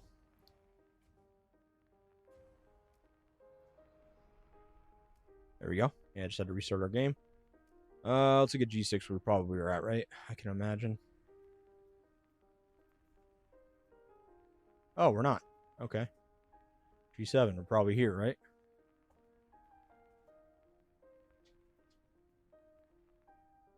We're not. Holy shit, we're not with OXO. We might have NM49 and G8 though. Yeah, there we are. We're in G8. Okay, who do we have? Hold on.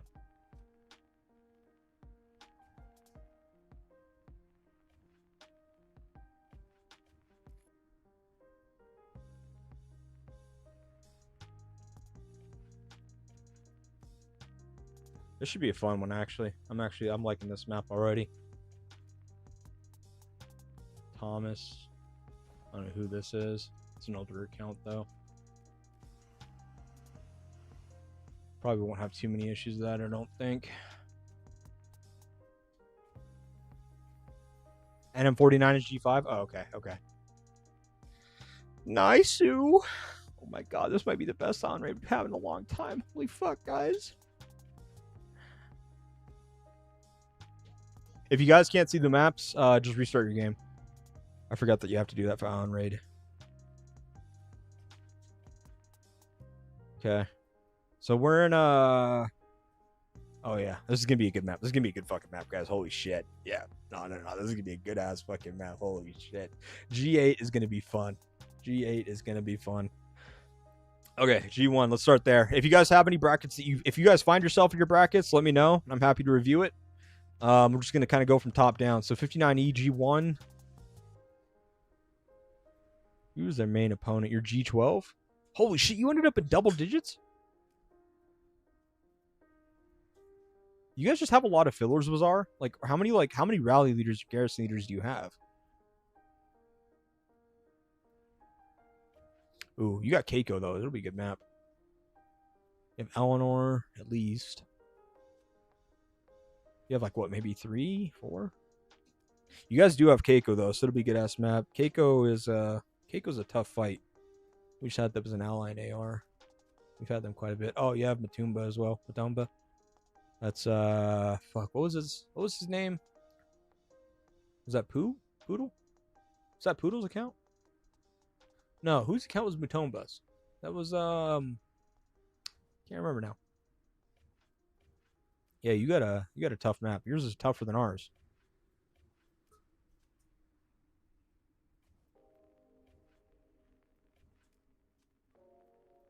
So there's 3 major threats on the map, and you're one of them.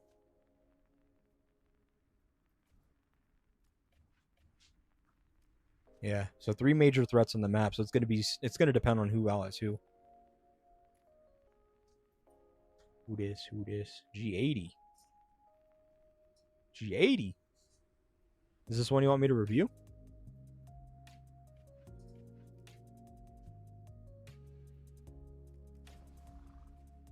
That account doesn't really have anything on it.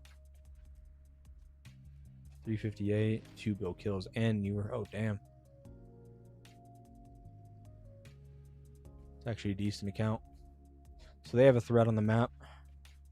Who's the other alliance that has an equal threat?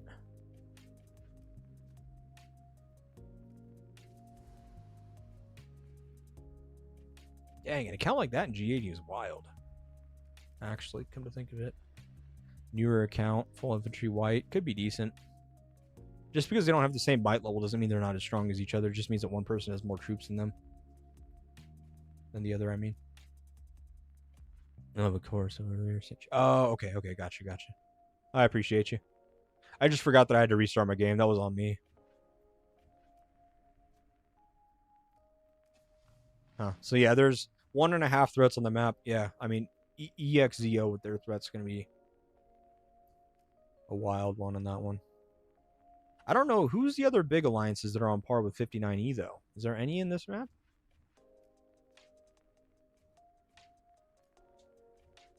I don't know what the big alliances are anymore these days.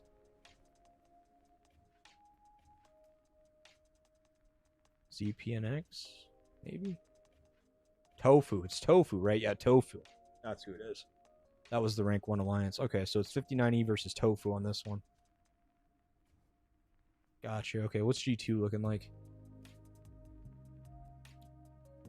Yeah, Tofu, that's the one.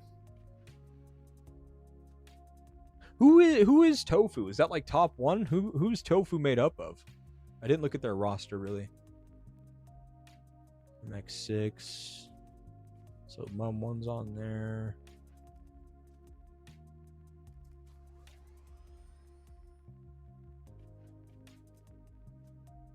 Oh damn. LL67 has a strong one. LM4S. TCC. SCH has some strong ones too. Doesn't mention SSI is here. Or the remnants of SSI, I should say. G3. It's GOAT? Okay, I see. Huh. Actually, yeah, that makes sense.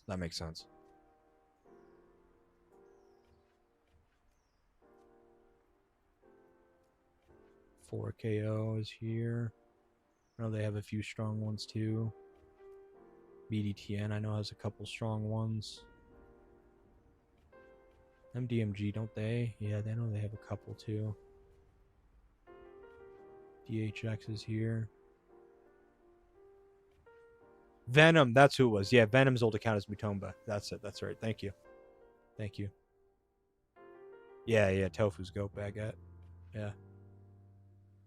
I can't keep up with the name changes and stuff, man. Top one, Axe, NTD. There's NTD. Broccoli. Fucking Broccoli. Dude belongs in Apex. I'm glad he's there. UOD. Wow, G4 is actually looking stacked. What the hell? They're all on like one side. Oh, there's Gonzo. MXE is here as well. Wow, G4 is stacked. Holy shit. G4 will be a fun one to watch. I'm going to write that down actually real quick. Give me one sec. Just kind of writing down what G-Brack is to spectate. Plan on spectating this round. So we got G4 looking good. I'm curious to see how Tofu does, but I mean, if it's the same roster, I may not see anything crazy, but I'll write G1 just in case. Seems like a not bad IR. I know. I like our matchup for sure. So there's Panda and Prim. Panda's 19th account.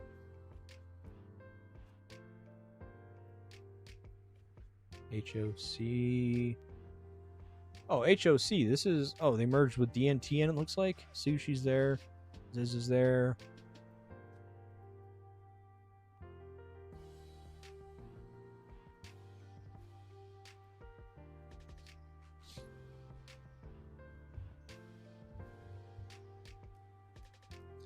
And DNTN is an HOC, it looks like. I don't see Tony on there. There's Ryle. I actually love playing with them. They're solid. There's NM49 and G5, SMHS. Okay, so G5 is top of Elite, huh? Okay. So is it G1 through 4 is Apex then? G21 is screwed. We got 2-day. Oh, shit. Let's see. DDA. Oh, DDA and 2-day are on this map. Lyxloth is decent. We fought him quite a bit. Can usually trade well on Garrison against him, but he is strong. That is for sure. I know that D-Day is active, or DDA is active. We fought them a lot too. That's so weird. They're all only R1s.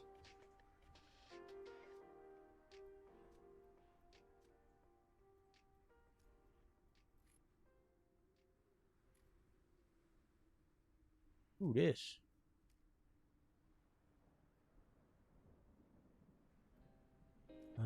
Yeah, probably allied with them if we allied with them already before. Oh, there's Smelly Cat's account. You're an FTD? Oh, yeah, FTD. That makes sense. You're Charmander King. Sucks the Charmander's leaving too. I know it's going to be a while before he like fully quits the game, but he has brought a lot of value to the YouTube community. Phoenix, I remember Phoenix. BLM is also in this bracket. Yeah, let me look at our bracket again.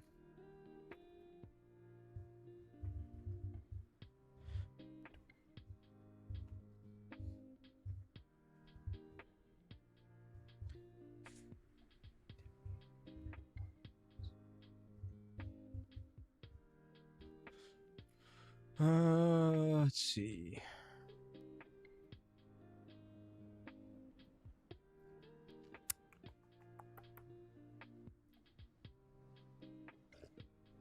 $49 of you here. Yo, thank you all for being here, by the way. Appreciate you guys.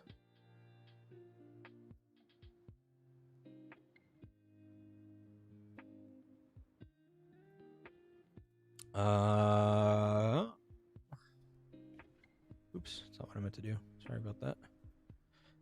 Yeah, I mean, trying to think. I don't really know what your lineup looks like. Like, I know what you have, Meat Wagon.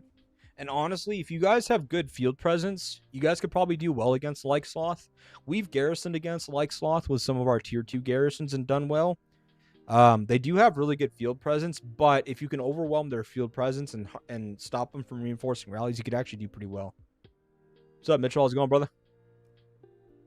How you doing this fine afternoon, evening, or day for you?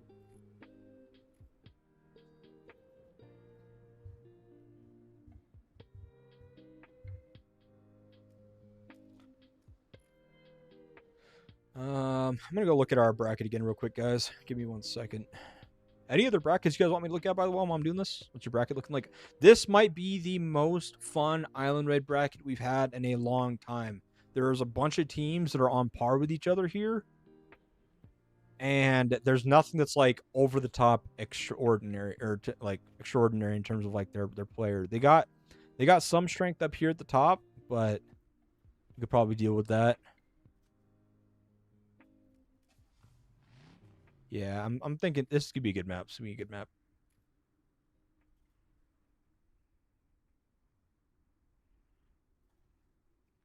SLC has the power, but I question how strong they actually are.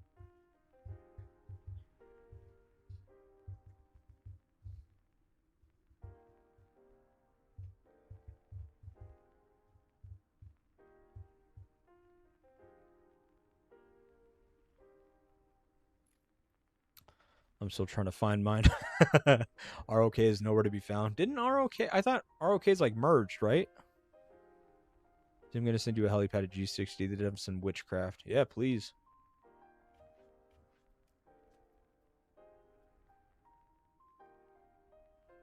We'll probably ally Dam here. Okay, so this is G60. Hold on, give me 1 second. I'm gonna take a sip of water. Okay, what is the what the fuck?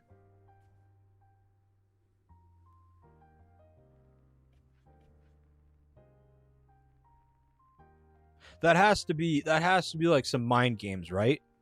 I wonder if they're all in another alliance for Alliance League. They could have registered in this alliance for IR, and then they're playing Alliance League in another one, maybe. Or it could just be some mind games. Like, I've actually thought about this. I've talked to my members about this before. I was like, yo, let's register our alliance at like however much might, and then all go into a different alliance, like a second alliance or whatever have you, until registration is done, and then stay there until the map starts, and then rejoin and port in. Because, yeah, you could do this. I don't know if that's what happened here, but I know you can do that. Like, these guys could be registered at like 5 bill, and all their players are just sitting in a sister alliance or something else, whether it be for Alliance League or intentional mind games, whatever. It is possible, and it is something you can do. ROK and is ROK's in 59E. Okay, yeah, so that's what I thought. So they're in G1. Okay, yeah. So they did merge. That's what I thought. I thought I remember Amides or somebody saying that ROK was merging. Because Amides keeps asking us to merge as well. I need to line that up on when we're going to merge with them. Yeah, they have Gumo. Yeah, yep. I need to line that up with Amides. You should come too, Wazar. When we go to 59E to go play with them because he keeps asking. I need to line it up. I'll let you know. You should come too. It'd be kind of cool to play an event with you on the same side this time.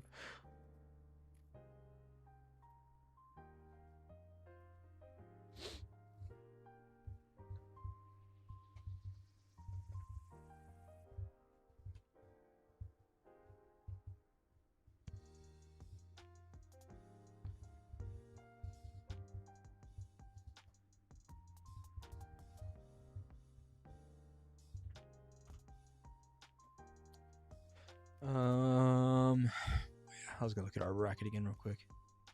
I got already at 59. I know that's that's why I was mentioning it. I know that you're there from time to time. Amides tries to use it on me. He's like, "Hey man, you should come. Wazar's here." So yeah, that's why I'm bringing it up. We'll line it up. We'll find some time that both of us can go over there. He's gonna save me like 20 or 25 spots to bring members over. Been there for 2 GWs and 2 ARs. Yeah, I'd be down for an AR there.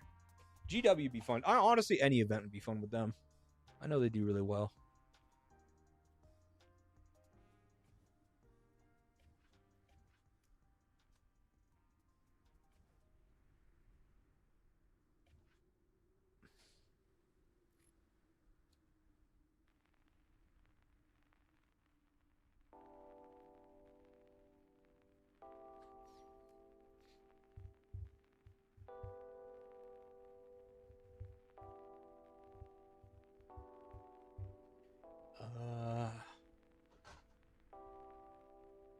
What's his name?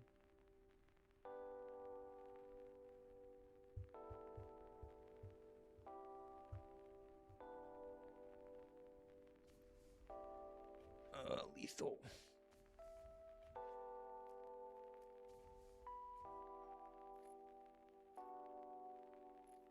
I am good. One dragon. I'm good, man. How are you? Let me know. I'm interested. Will definitely be fun. Yeah. I'm all for it. I'll talk to the group. We were gonna do some merges like more recently, but we didn't go there this round because a lot of us had spent a lot for Sakura, and so we didn't want to go into Apex just like empty-handed and not be able to contribute as much. So, yeah, we'll line it up. Maybe like in a month, we'll go do some events there. They wanted to go on Elite, still in their R4 channel. Oh boy.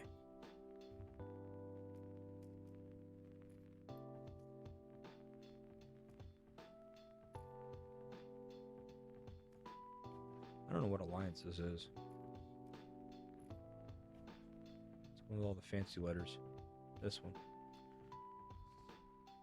So these guys potentially want to ally, huh? Could probably do that, honestly. I think it'd be okay.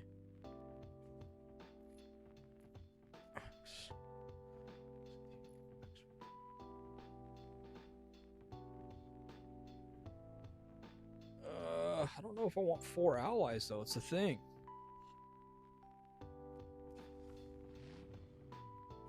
Here's the problem. Okay, so here's...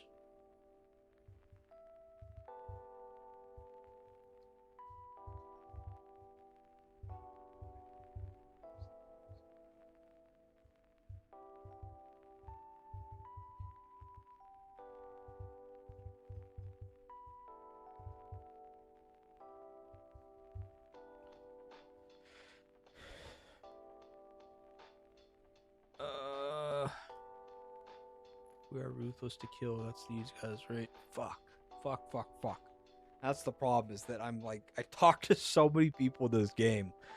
Oh, shit. Can you please do a review of G152? Yeah, sure. I got you. Let's take a look at it. You are in cats, right? Let's take a look what you're working with first.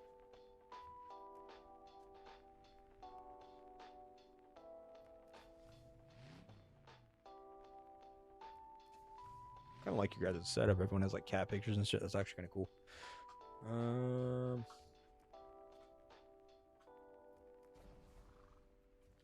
Higher power than you guys, but much lower in kills. Fairly stagnant on that one as well. Fairly stagnant on that one as well. Stagnant on that one as well. You guys actually might not be as screwed as you think you are. I'm not really seeing anything here. Yeah, like higher in might than you guys. Super low kills. I think you guys might actually be fine. Because all you're looking at is troop inflated accounts. Troop inflated. Decent in kills. Not too old of an account. Not many T6 kills, though. And not many deaths for 578 mil. So that's probably just a field player. Not so much in rally or garrison. So probably not too big of a threat there. 1 bill kills here, though. 1 bill kills, older account. Decent amount of T6. 20 mil deaths is super low for 1 bill kills, though. Same thing, probably just a major field player. Probably not too much of a threat in terms of Rally Garrison. I mean, you have like a couple of these alliances where it might be a thing, but I mean that's higher in might, lower in kills. This one is like this is probably, yeah, this is your biggest threat on the map, but it's a dirt old account. 408 mil is not 408 mil. This is troop inflated for sure. 43 mil deaths is good for their amount of kills there, but not too many T6 kills. I mean, it's 1 out of 6, so like it's less than 20% of their kills. This is likely troop inflated. They might have something decent underneath the hood, but I wouldn't pin them as being this like monster well.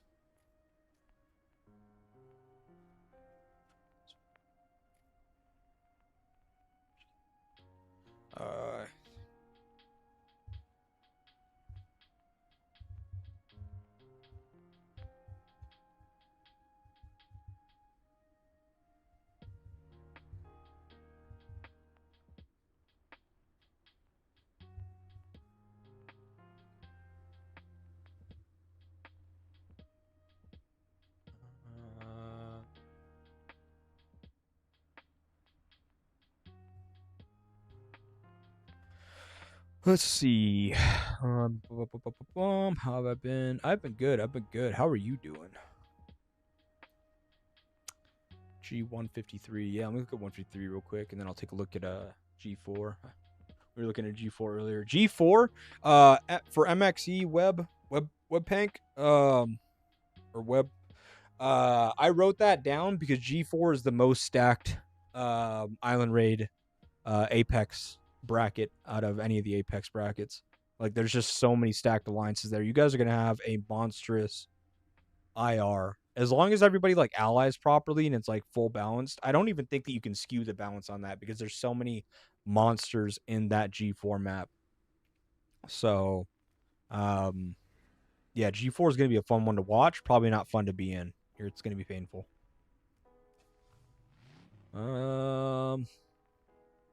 Yeah, so I see you here. You're in HWKA. I mean, I'm not seeing any threats from the other two so far. 500 mil kills. 152 infantry. Good amount of deaths. He's decent. Nothing crazy, though. FZ, they have Naruto. Oh, shit. Naruto. Yeah, this would be your biggest threat. Ranged player. Older than my account, though. 40 mil deaths. Good amount of T6 kills. Yeah, this is probably your biggest threat on the field.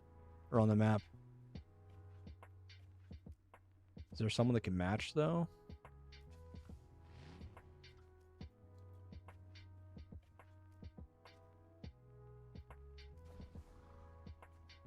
Not likely. Unless it's in TSP. Yeah. That's going to be your one threat. I mean, honestly, you could form an ally with them and probably just 2v6 the map. But yeah, G4 is looking monstrous, man.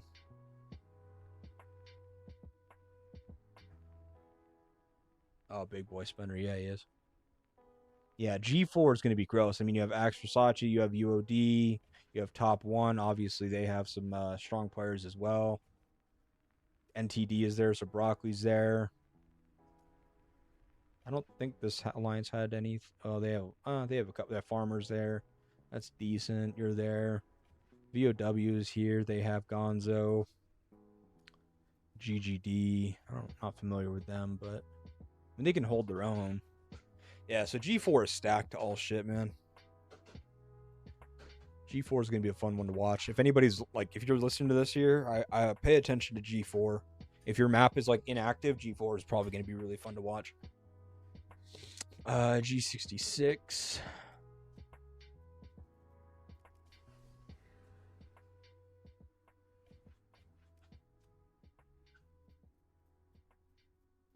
Why is it not clicking? Hello? There we go.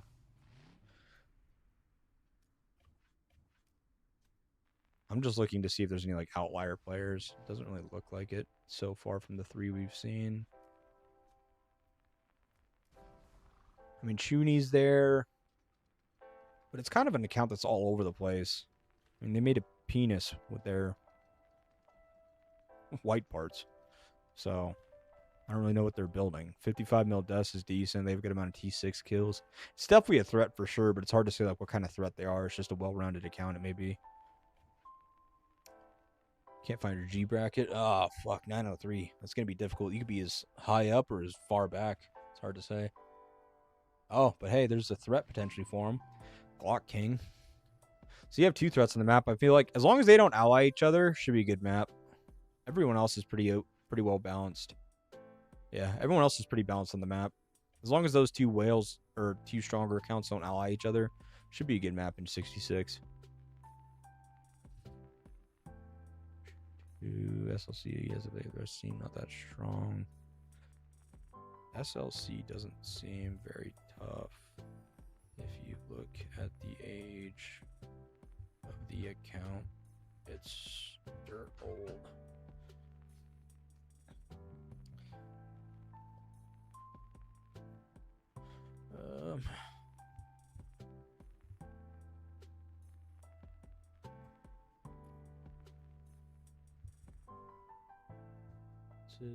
Were allied with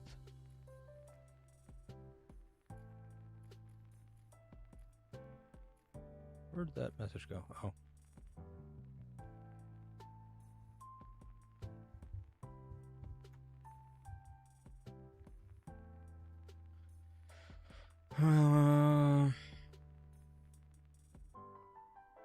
X4.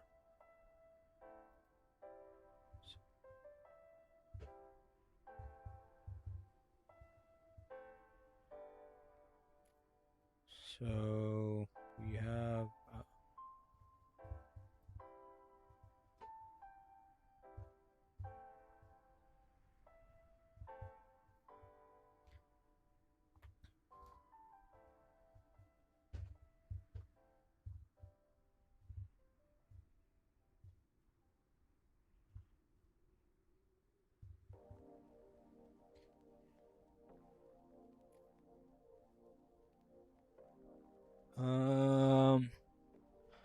I'm in GIGL and G66. Let me take a look at yours real quick. You guys are over. Here you are. Yeah, so you guys, as long as you guys don't ally LIBY, or sorry, not LIBY, is it this team? XTLD? Yeah, as long as you guys don't ally these guys, it'll be a fun map. If you guys do, it'll probably be boring and no one will want to fight. So what do you think of G12? Who should we ally? TKD and Keiko both have messaged me already, but I feel like if we choose them, let's try to do a G0 fight map. So this is where you're kind of put in a position, right? There's 3 major alliances on the map, right? And if you choose one of them, you run the risk of not fighting at all, right? But if you ally none of them, you have an uphill battle ahead, right? So I know for a fact that Keiko will fight regardless of if you ally or not. Although they are a great ally, I enjoy playing with them a lot. They're very, very, very, very active. I'm sure you fought them as well, so you know what that entails. TKD1, same thing. I feel like the history that we've ran into with them is that Matumba account is going to be active. They're going to play regardless. If you ally one of them, they're going to fight each other the whole time, which then leaves you the ability to bully these other alliances. But if you do that, then they're just not going to fight either. If you don't ally them, they ally each other. And then they're really not a threat for a while anyways. I don't know. I because it's an uneven amount, it's so hard to say. You either ally one and, like you said, run the risk of it being boring because then there's only one left, and then those that are stuck with them feel like they're at a disadvantage. They don't want to play. Or you don't ally them. You have to fight both of them, but they're on the opposite side of the map, so you don't have to fight them for a while. Like, it'll take a long time for TK or TDK1 to fight you, but you can get into fights with Keiko quick if you wanted to. They will be up there to support you quick, though. Or to support Keiko quick, though. HXG and VNU. I kind of like that. VNIU. I kind of like that, actually.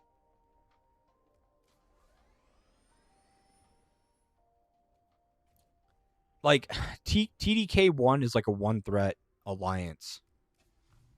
Yeah. Like, they have the Mutomba account, so it's like, it's really a one tower defense. So whoever your allies are, as long as they have one person that can garrison well, they can probably hold them. Keiko was the multi-threat, though. Keiko was the multi-threat for sure. I remember that in AR, he put on a ton of points. He put on a ton of points, and he put on a ton of points. All three of them were like top in War Meets War for our map. So all three of them are a multi-threat. Give me one sec. I don't think anybody else can withstand them, though. Or TDK1. Like, you need an ally that can hold TDK1 and Mutomba and then let you deal with Keiko directly. Yeah, I think you're right. I think HXG and VNIU will be the best ones to try to pick. Nori was also in the top. Yeah, Nori was. Yes, you're correct. Yeah.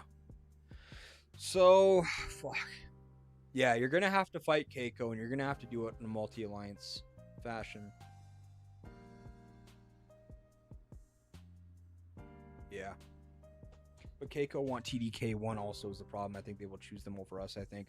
The minute that they say that they want TDK1, it's an automatic no. It's an automatic no. The only thing that you could do at this point is try to pick up the other best allies before somebody else does. Because if these other alliances catch wind that those two have allied together, there's a good chance that you miss out on getting HXG or VNIU.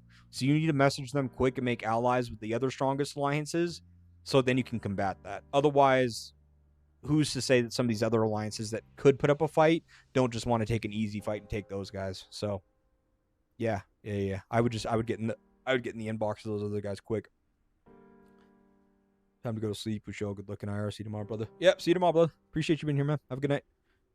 Have a good night, my man.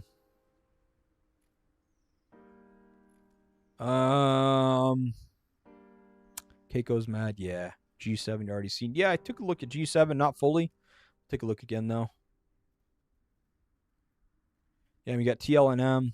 Who did anybody else? Did they bring anybody else? They have a Spessy with them this round. Spessy's quitting, so he's kind of making his rounds with some alliances. He's typically with us. But yeah, they're strong. Do they have Avi with them at the moment? They do. This is Avi's account, isn't it? Should be Avi's account. Yeah, if that's Avi's account, they're super strong. OXL has Dutchman. They're super strong. OMSB is super strong and active according to Panda. I don't know why we've never fought OMSB yet, surprisingly. Oh my god. G7 is a lot more stacked than I thought it was. Holy shit. Every alliance is stacked. Holy.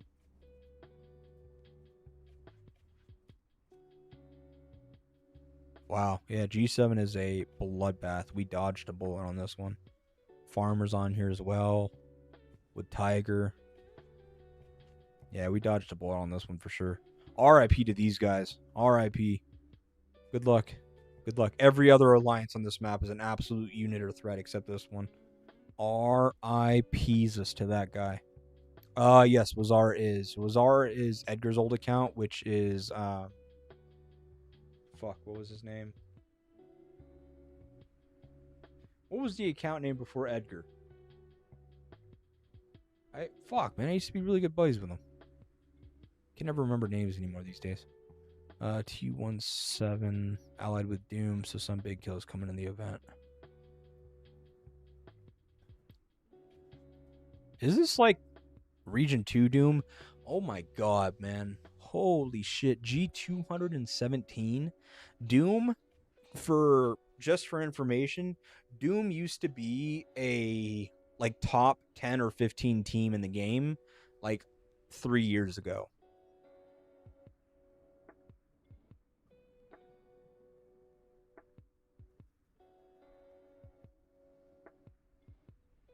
Mixa, that's it. That's it. That's it. That's it. Poodle's account. That's right. Poodle's account. That's who it is. Thank you, sir.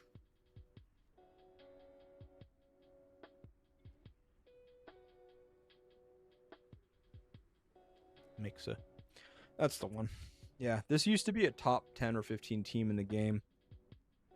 We've like when we used to play in like the Apex brackets and like the early days of Apex, or what would be considered Apex, when Island Raid and stuff like that first came out, we used to fight these guys a lot. And Doom used to be an extremely stacked team. Way back in the day. You're in the SMHS Alliance. Oh, yeah. Good luck. Is it the one who had Deathlock R5? Yes, that's correct. Deathlock, the one that had the cat picture, that's them. The one that got caught up in a lot of that drama back in the day.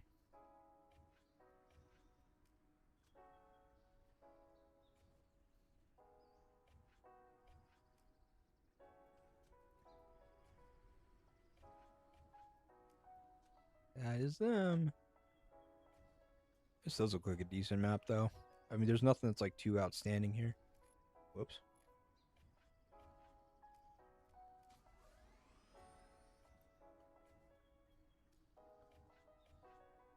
You exercising? Nice. What are you doing? Push-ups? Show me again. I know, but show me your push-ups. Do we need to fix them? Let's see. Let's see if you're doing them right. I'll help you. I'll help you if you do. Let's see. Kind of. So what you want to do, you may not be able to do them. So go back to that position again. Okay, but no. Put your feet all the way back, like straight back. Keep going. Nope, feet back further. Now go to your knees. Go on your knees. Now do it. Now do push-ups. Go down. No. You're gonna bend your arms like this. There you go. Push-ups. There you go. Good job. That's how you do. Oh my god, I just left Doom a few weeks ago. I avoided that G. Is it the one? Yep. Yeah, we had a run-in with them a few years ago about hitting some members, and he heli-padded us. This was back when hardly anyone had T6. Yep, those were the days, man. Just took a random region G95, 1 clan, 11 bill, 1 8, 6 lower grade. That's not how matchmaking works, Ildrago. Yeah, that's not how matchmaking works. I can guarantee you that the 11 bill alliance cut a lot of players and then registered, and then or didn't register a large some of their roster. There's not an 11 bill alliance in G95. What there probably is there's probably 37 players, and then some of these other alliances that are like this have similar amounts. But then you have other alliances. I've got to find one that doesn't have strong players. Yeah. They're just all stacked like this, and then they probably registered the rest of them down here as well. Yeah. It shows 11 bill on paper, but I guarantee you they registered at whatever the average is around here. If the average is like 5 or 6 bill, that's probably what they registered with. We have, let me show you. Hold on. Our alliance is 13 bill because MSR should be here, and he's another 300 plus. Our alliance is 13 bill, and we registered at 9.4, so it's the same thing. Absolute love when little one comes in. She just came over and started doing push-ups next to me. I think it's because I was on the treadmill. Can you review G64? My alliance is the weakest on the map. Yeah, I got you. Let's take a look at it for you. G64. But yeah, alliance total does not mean alliance registered. You can have a lot of players you don't register. What alliance are you in, Rodrigo, if you don't mind me asking? Oh shit, hold on. Sorry, I didn't even see you guys typing on Twitch because it's in a different thing. Can't find my G bracket, 903, 90, 75 to 150. Same, can't find my G. Not there. I'm in G21 with Charmander. Huh? What, baby? Pull-ups?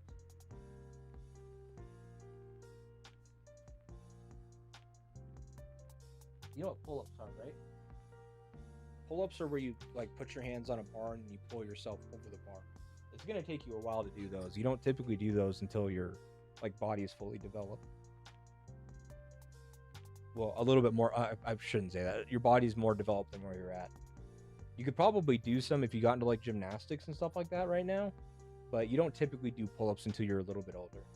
Even if you go into gymnastics now, they don't put you in that kind of a bar for a little while because I think you're still developing some of those muscles in your body, your back and your biceps and stuff, triceps. But yeah, push-ups are good. You can do crunches. So come over here, lay down on your back, lay down flat on your back. Okay. Now put your knees up,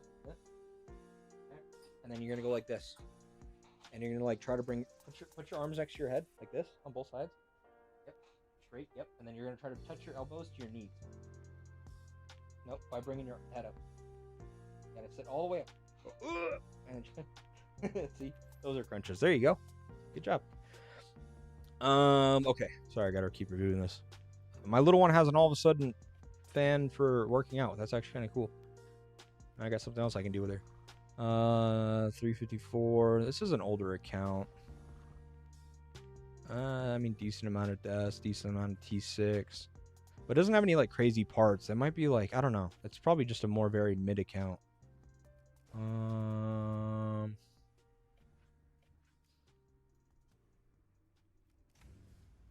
Same thing here.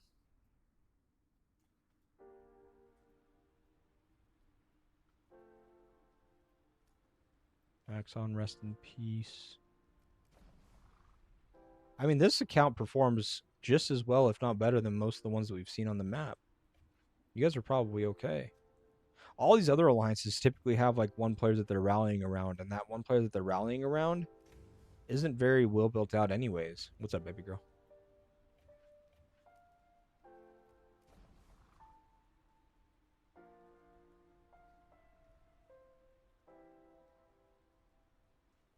Okay, show me. Right here. Are you gonna go practice them first and then show me? What? On something? What do you mean?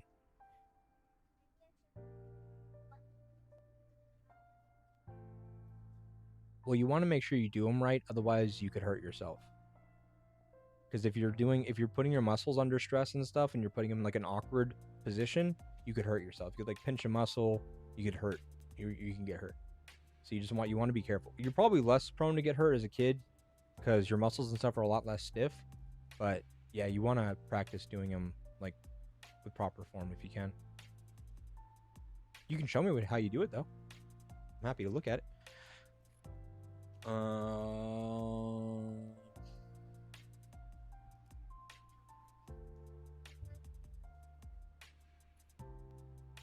G11. CDC. Yeah, I'm listening.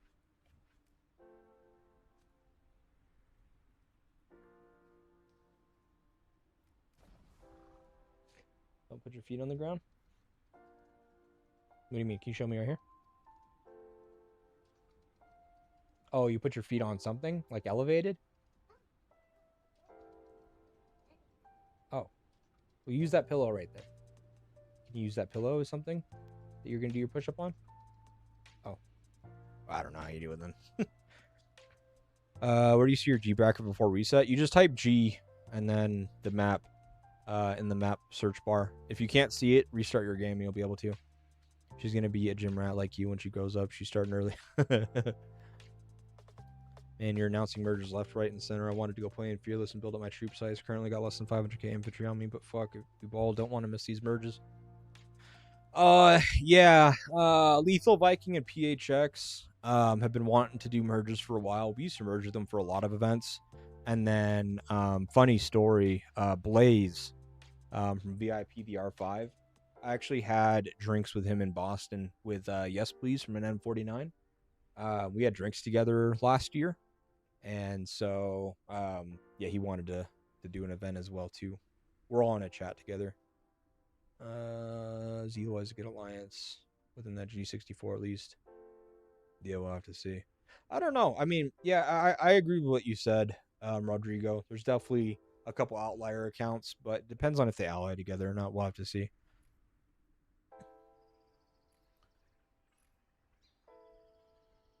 I think even if the alliances unite against you, you will still win. Potentially. We'll see. We'll see. We'll see. Here, do another one. Show me. Show me. Show me one more time. Is that how you're doing push-ups? You should. Huh? Oh, okay. Good job. Let me see you again. I like seeing you work out. It's kind of cool. Yeah, that's how you do it. Good job. And if you want to make it harder, you just move your knees back further. So the harder that you want it, the further back you move your knees. And then eventually you make it to where you're not on your knees and you're just on your toes, but you're straight like this. And then you do push-ups like that. You want me to show you? Yeah, I can show you here. One sec, guys. I'm showing my kid how to do push-ups.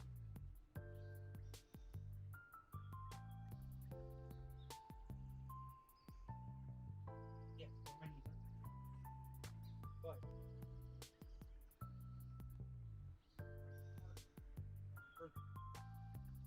yeah.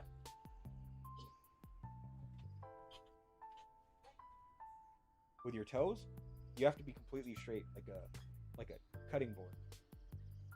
No, move. Keep your toes there, but then, yep. There you go. Yep. Nope. Turn your hands. Put your hands straight forward. Yep, where they're pointing forward. Move them wider apart. Move your hands wider. Put them further apart.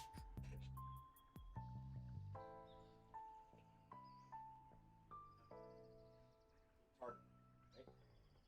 Yeah, it's a lot harder. That's why you have to do it on your knees first. And then when you build those muscles up, then you can go to your toes.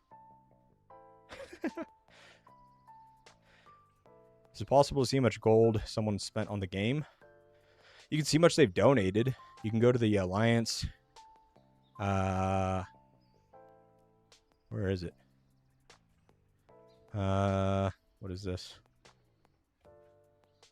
486. I think you have to go like straight to the Alliance. Can't remember. But I think you have to go here. Oh, no. It's right here. You click this vault button. There you go. Holy cow, I gotta spend a lot.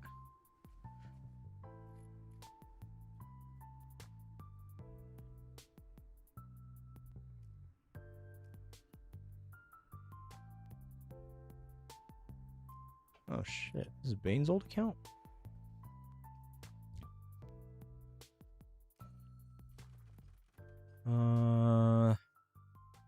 Kind of with the Alliance fall, but it doesn't count the gold you already spent before that update. Yeah, that as well. G166. Uh-oh.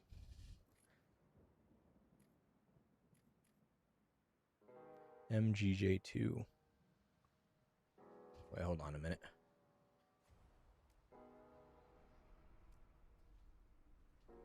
Is that the Alliance next to us? That's this one. Oh, yeah. Yeah. It's gonna be painful. That's what I said. It'll be a good map.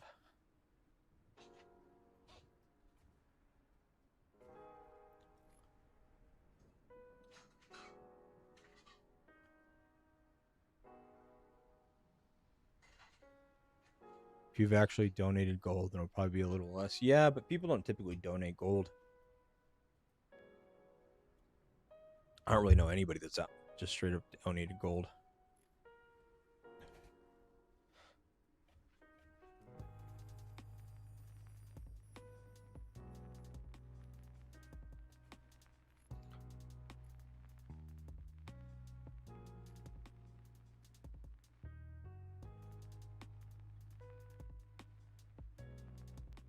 We already allied him.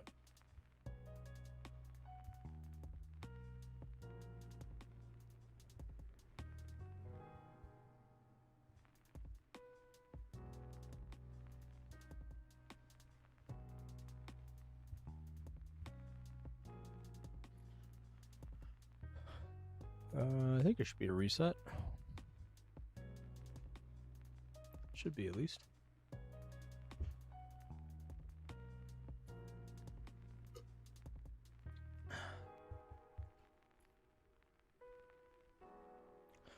Any preferences on the 4th ally?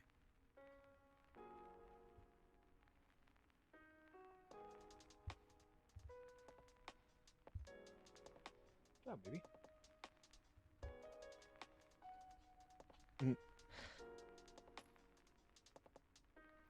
Can you do 85, please?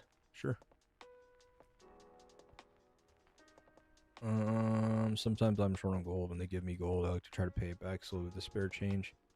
Yeah, it depends on their gold distribution policy. Seer and rats. Okay.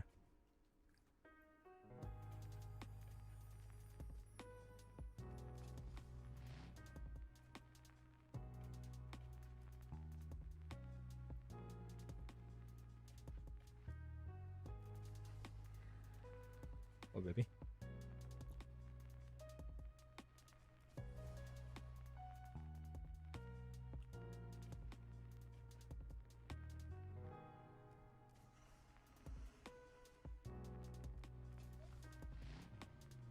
The flavor might be out. Let me see. It might be out of flavor. Let me see. I mean, this looks like a solid account. It's pretty old, though.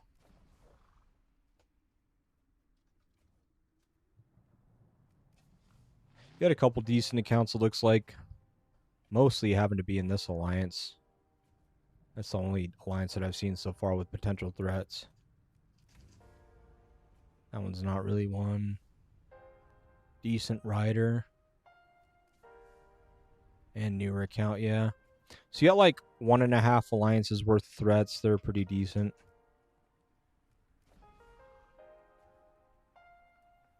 Yeah. Yeah, you guys got like 1.5 alliances worth of threats outside of your own. You guys are pretty strong compared to the map.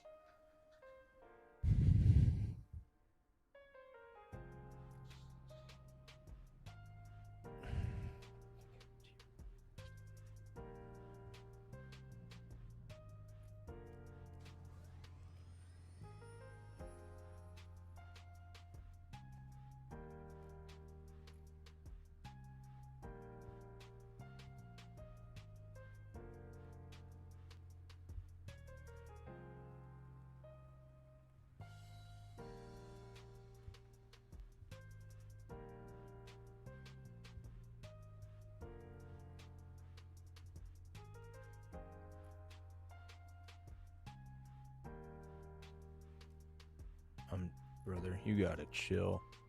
I will say, if you're someone that spam messages me, like asking to ally, and like will not like shut the hell up for a second so I can think, I'm probably not gonna ally you.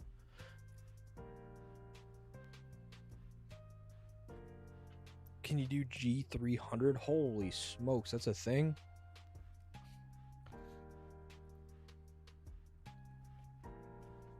I don't think there's really much to talk about here. Unless there's like some crazy whale.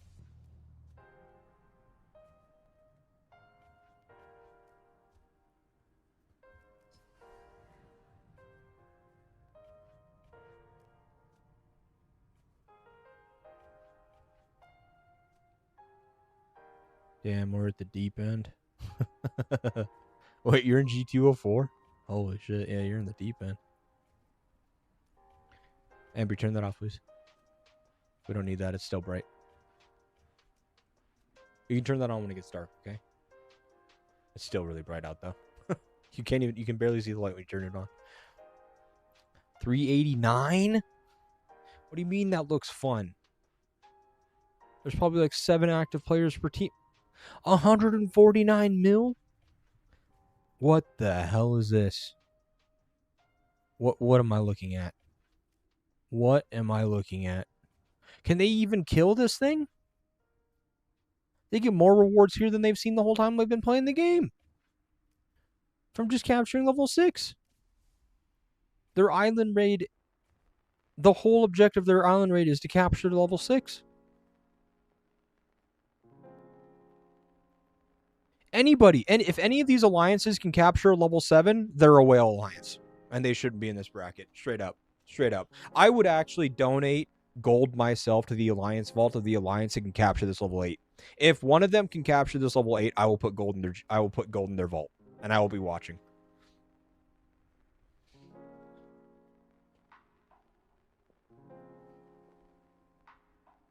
If any of these alliances can capture this level 8, I will put gold in their vault. Straight up.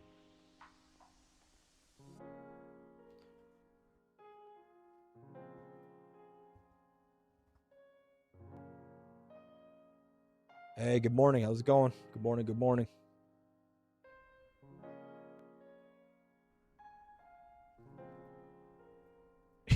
Yo, your island raid, like, they should, I don't know. I mean, they're going to go through like 10 times this amount just trying to capture the level 6. What the fuck is this? Is G388 the same?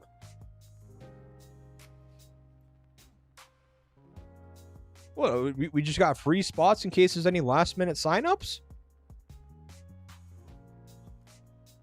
This is like reserved parking or something? 387? Yeah, we just got all these blank spaces? Huh. Wow. Wow.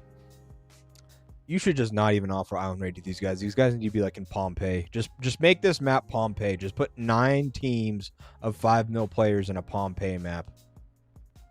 Put them in a Pompeii map. Just let it be like a Royal Rumble. What the fuck is happening?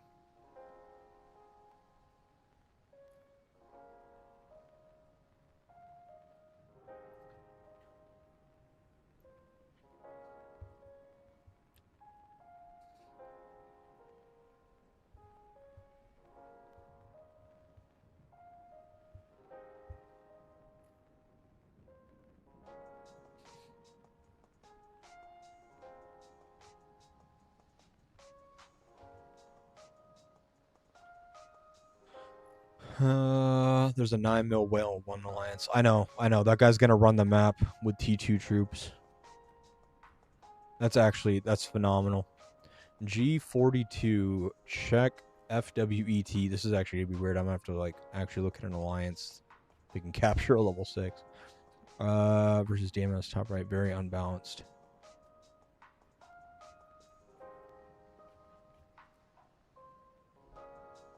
I can't even. What the fuck? Oh, it was resetting. That's why. Hey, it's noobs are people too. This guy, I think I took a rally from this guy in G1 one time. He's in a different alliance.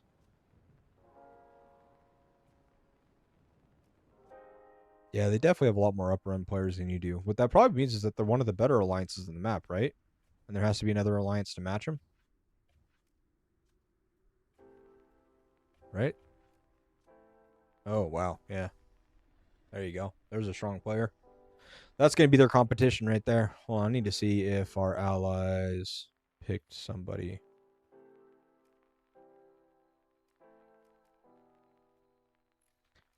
Bro, we are G48 and ranked as place 903. What a bullshit. Ranked 903 G48. How do you compare to the map, though? Can I ask? Like, what does it look like? G48? How do you guys match up or square up against the rest of the teams? What alliance are you in again, Svensky?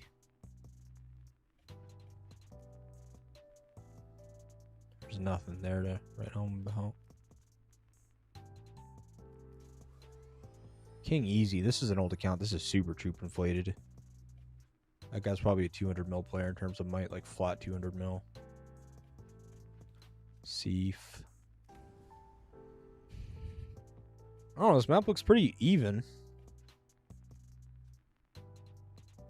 Yeah, you guys look pretty on par with what we're looking at so far. This is an older account as well. Yeah, it looks pretty on par, man. I'm gonna be honest with you. There isn't like anybody above 240 mil except the one guy, but that guy is completely... Oh, boss, good luck, yeah. Here's your threat. Boss has a really good rider. March. This is your threat. This is your threat right here. This guy. He's a good guy. I like Boss a lot.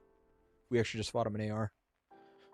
Should I get Soccer or just focus on getting 2 Boyd? Skills transcended. I would get Soccer. Soccer's really good. Soccer's really good.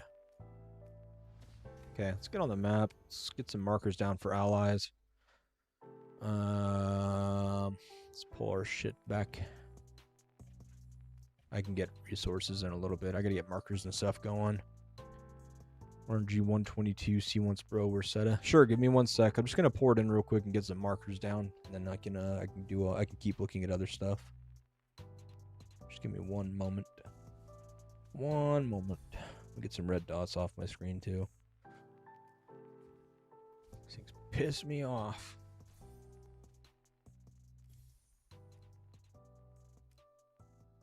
What's the red dot for? Oh, there.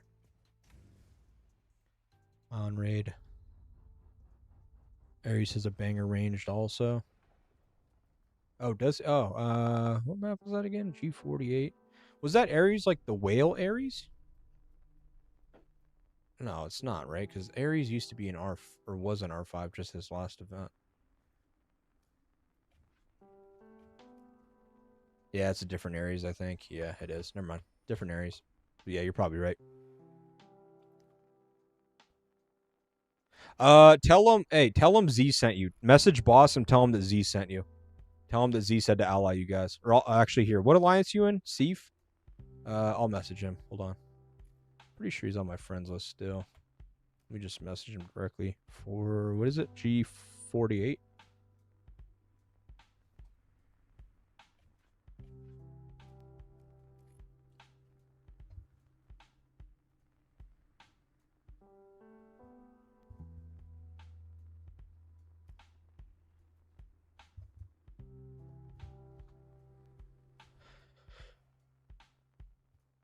Alright, Island Raid. Do we have a shield on? We do. Okay, so let me mark allies here real quick.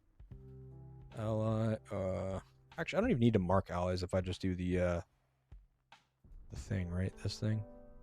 X-War and Damn. Yeah, no worries, brother. It'll like I could be late. He may have already picked allies and stuff. I don't know, but we're good friends, so he'll definitely take it into consideration.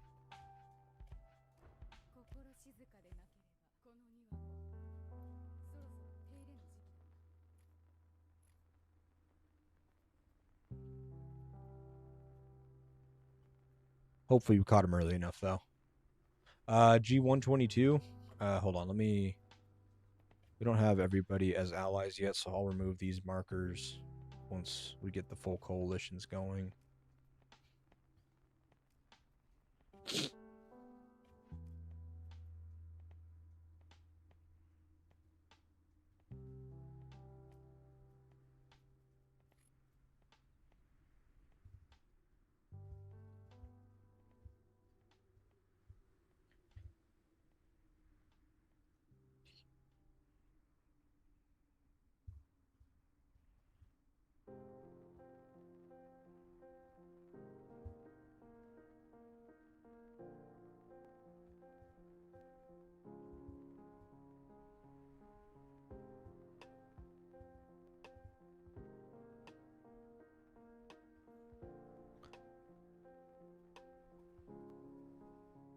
Boss is strong. Boss is strong. I can show you what he has.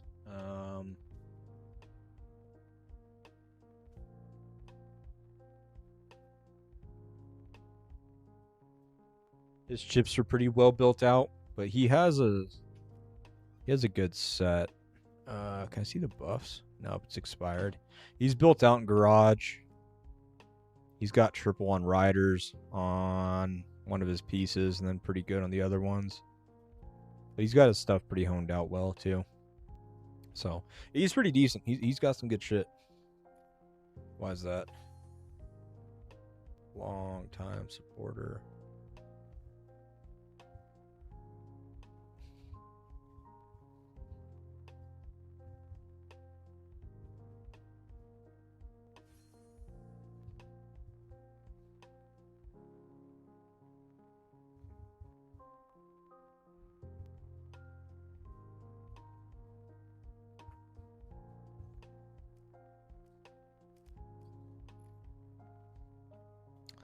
Okay.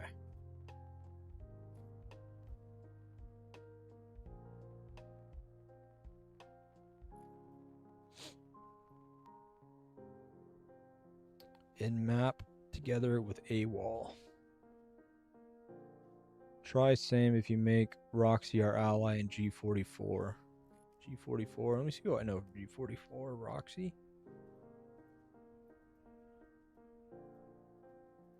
I don't know if I know anybody here. Let's see. Yeah, I'm gonna be honest. I'm usually a lot of the Asian alliances don't like me. I don't know why. I don't know who to message here. I don't know if I know any of these people.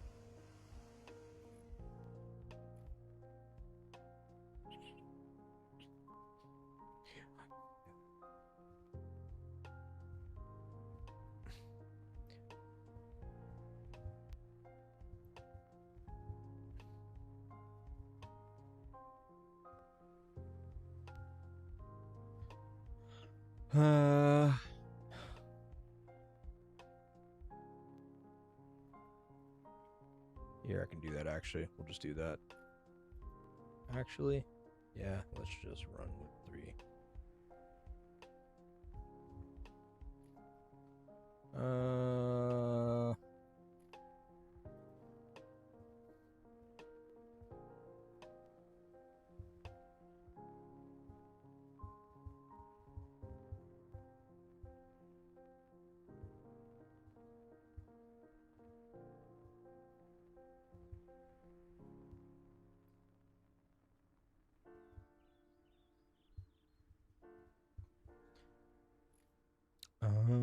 Either way, fight.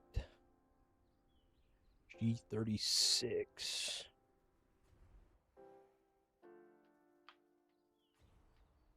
Holy cow, I hate this whole like having to click to like move my shit. Should we port around? We've got a lot of troops.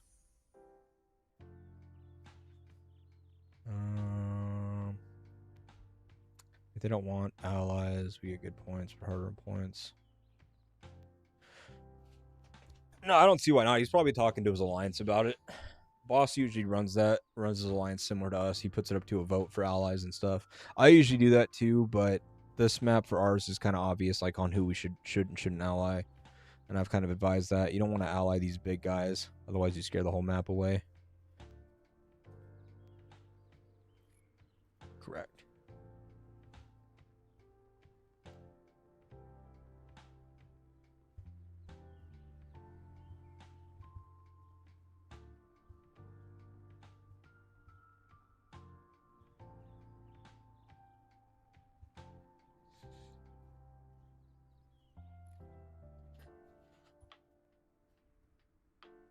Let's see. Kind of want random port though and getting some action. Who has my armaments? Are we on the right ones? We are. Do we have our marches set up?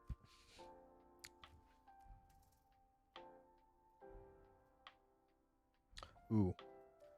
We're not garrisoning quite yet, so remove. Remove. Remove. Quick equip. Quick equip. Unequip. Quick equip. Quick equip. And lead this one. And lead this one.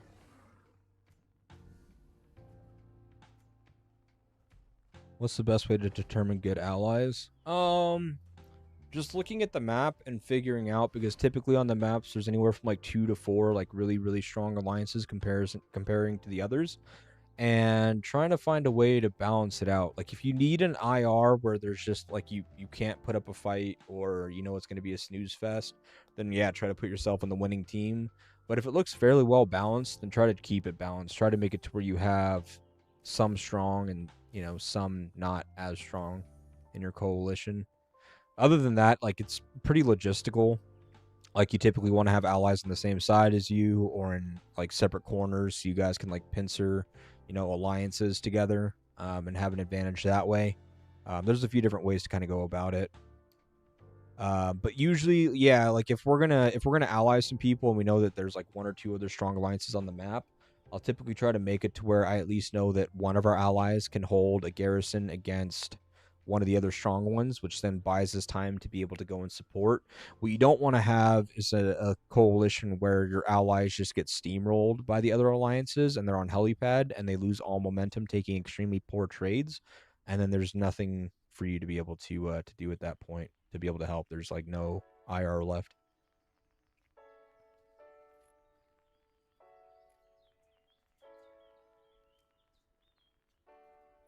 I have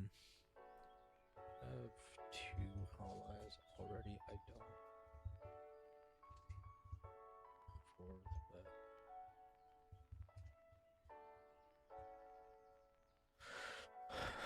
don't afford that. Coalition. Okay, yeah, we got our coalitions. Okay, coalitions are marked.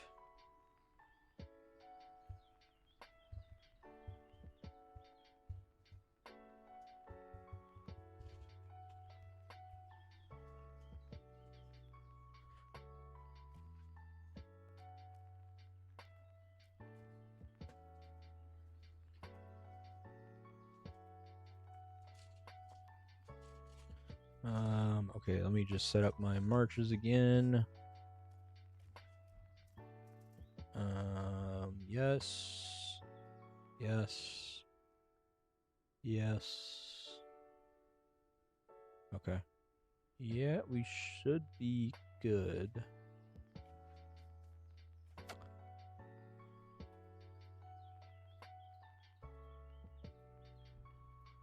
Give me something that I can scout a Rooney over here.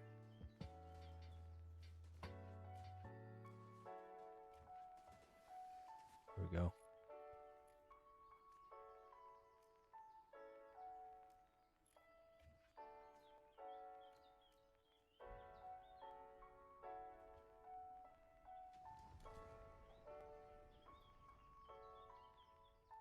See you later. Oh, yep. See you, Elixir. Appreciate you being here. I will see you soon.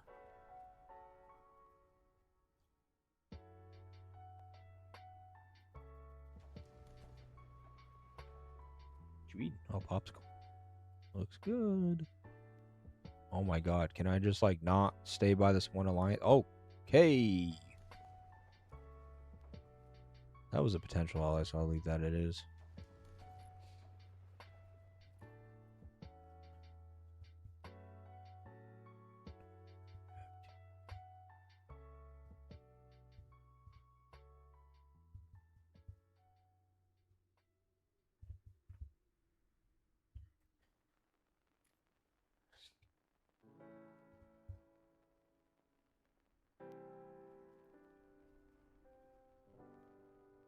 I want to get put like right next to these guys. Fuck.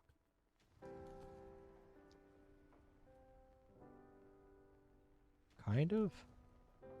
Still so far away. Might have to wait till more towers are down before random porting around. It's always so hard to hit helipads. Yeah, we can do that. Good.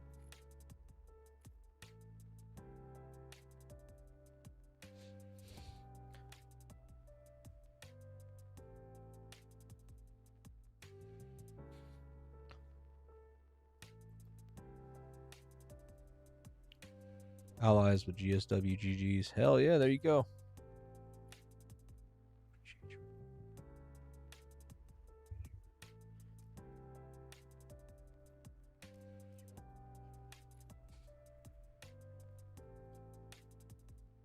There you go. Yeah, Boss is awesome, man. That dude's sick. He's a really good fighter. GSW in general is a really good team as well.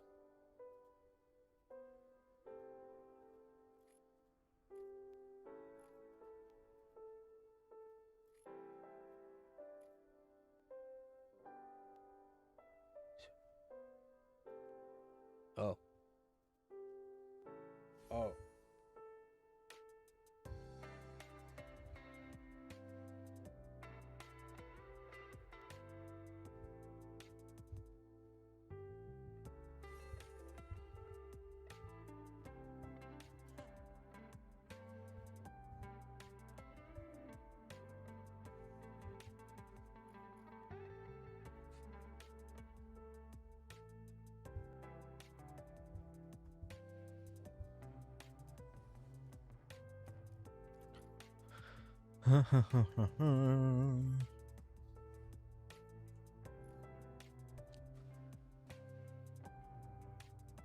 Fuck, man, I want to random port more, but I want to wait till they have more towers down and people start spreading out a bit.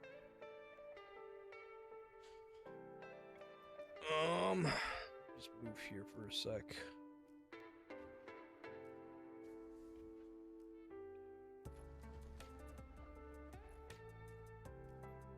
G4 is gonna be a fun one to watch.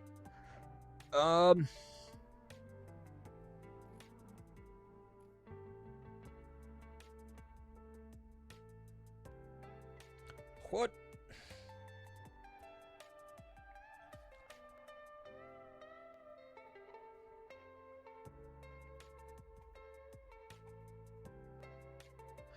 Yeah, we may. I'm gonna turn the music off for a sec. We may cut stream here because now I can actually like go take some time and get some dinner going. Allies have been decided. We know what map we're on. We've got a few G brackets written down to watch and stuff.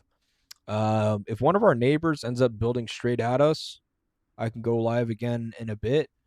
But I think that I'm going to go make some dinner and chillax. The girlfriend should be off work here momentarily as well, about 10 minutes. So I got to get dinner ready for her and then hang out for a bit. And then, and then tomorrow, I think what we'll do is I'll do some more cardio again tomorrow.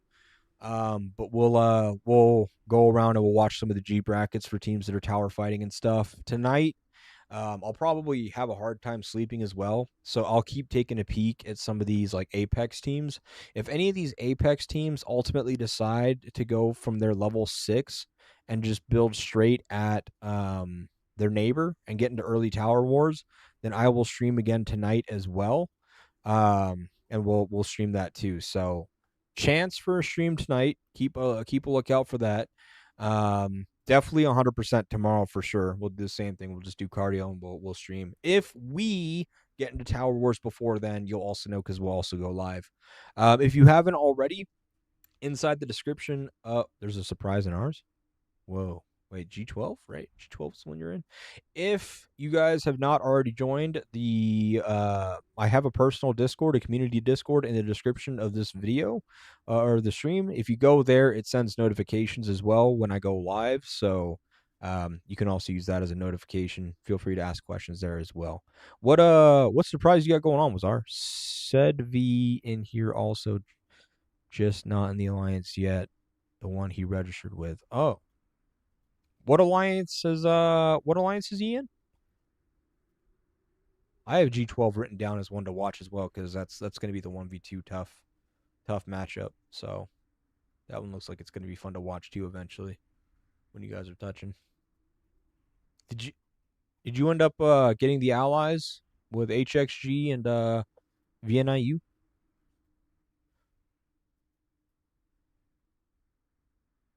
Don't know. He is in chat. Oh, okay. I see. Interesting.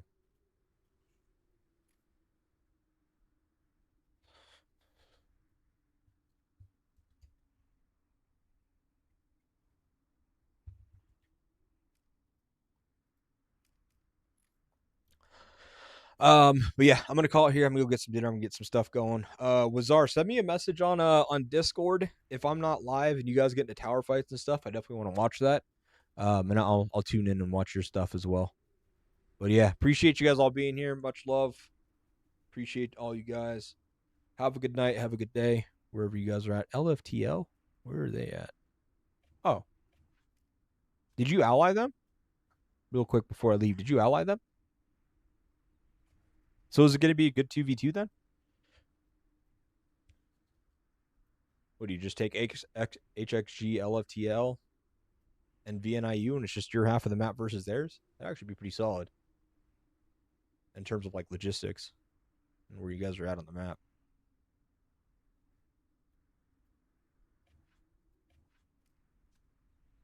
That would actually probably work out really well. Then nobody's like actually like pincered by anybody.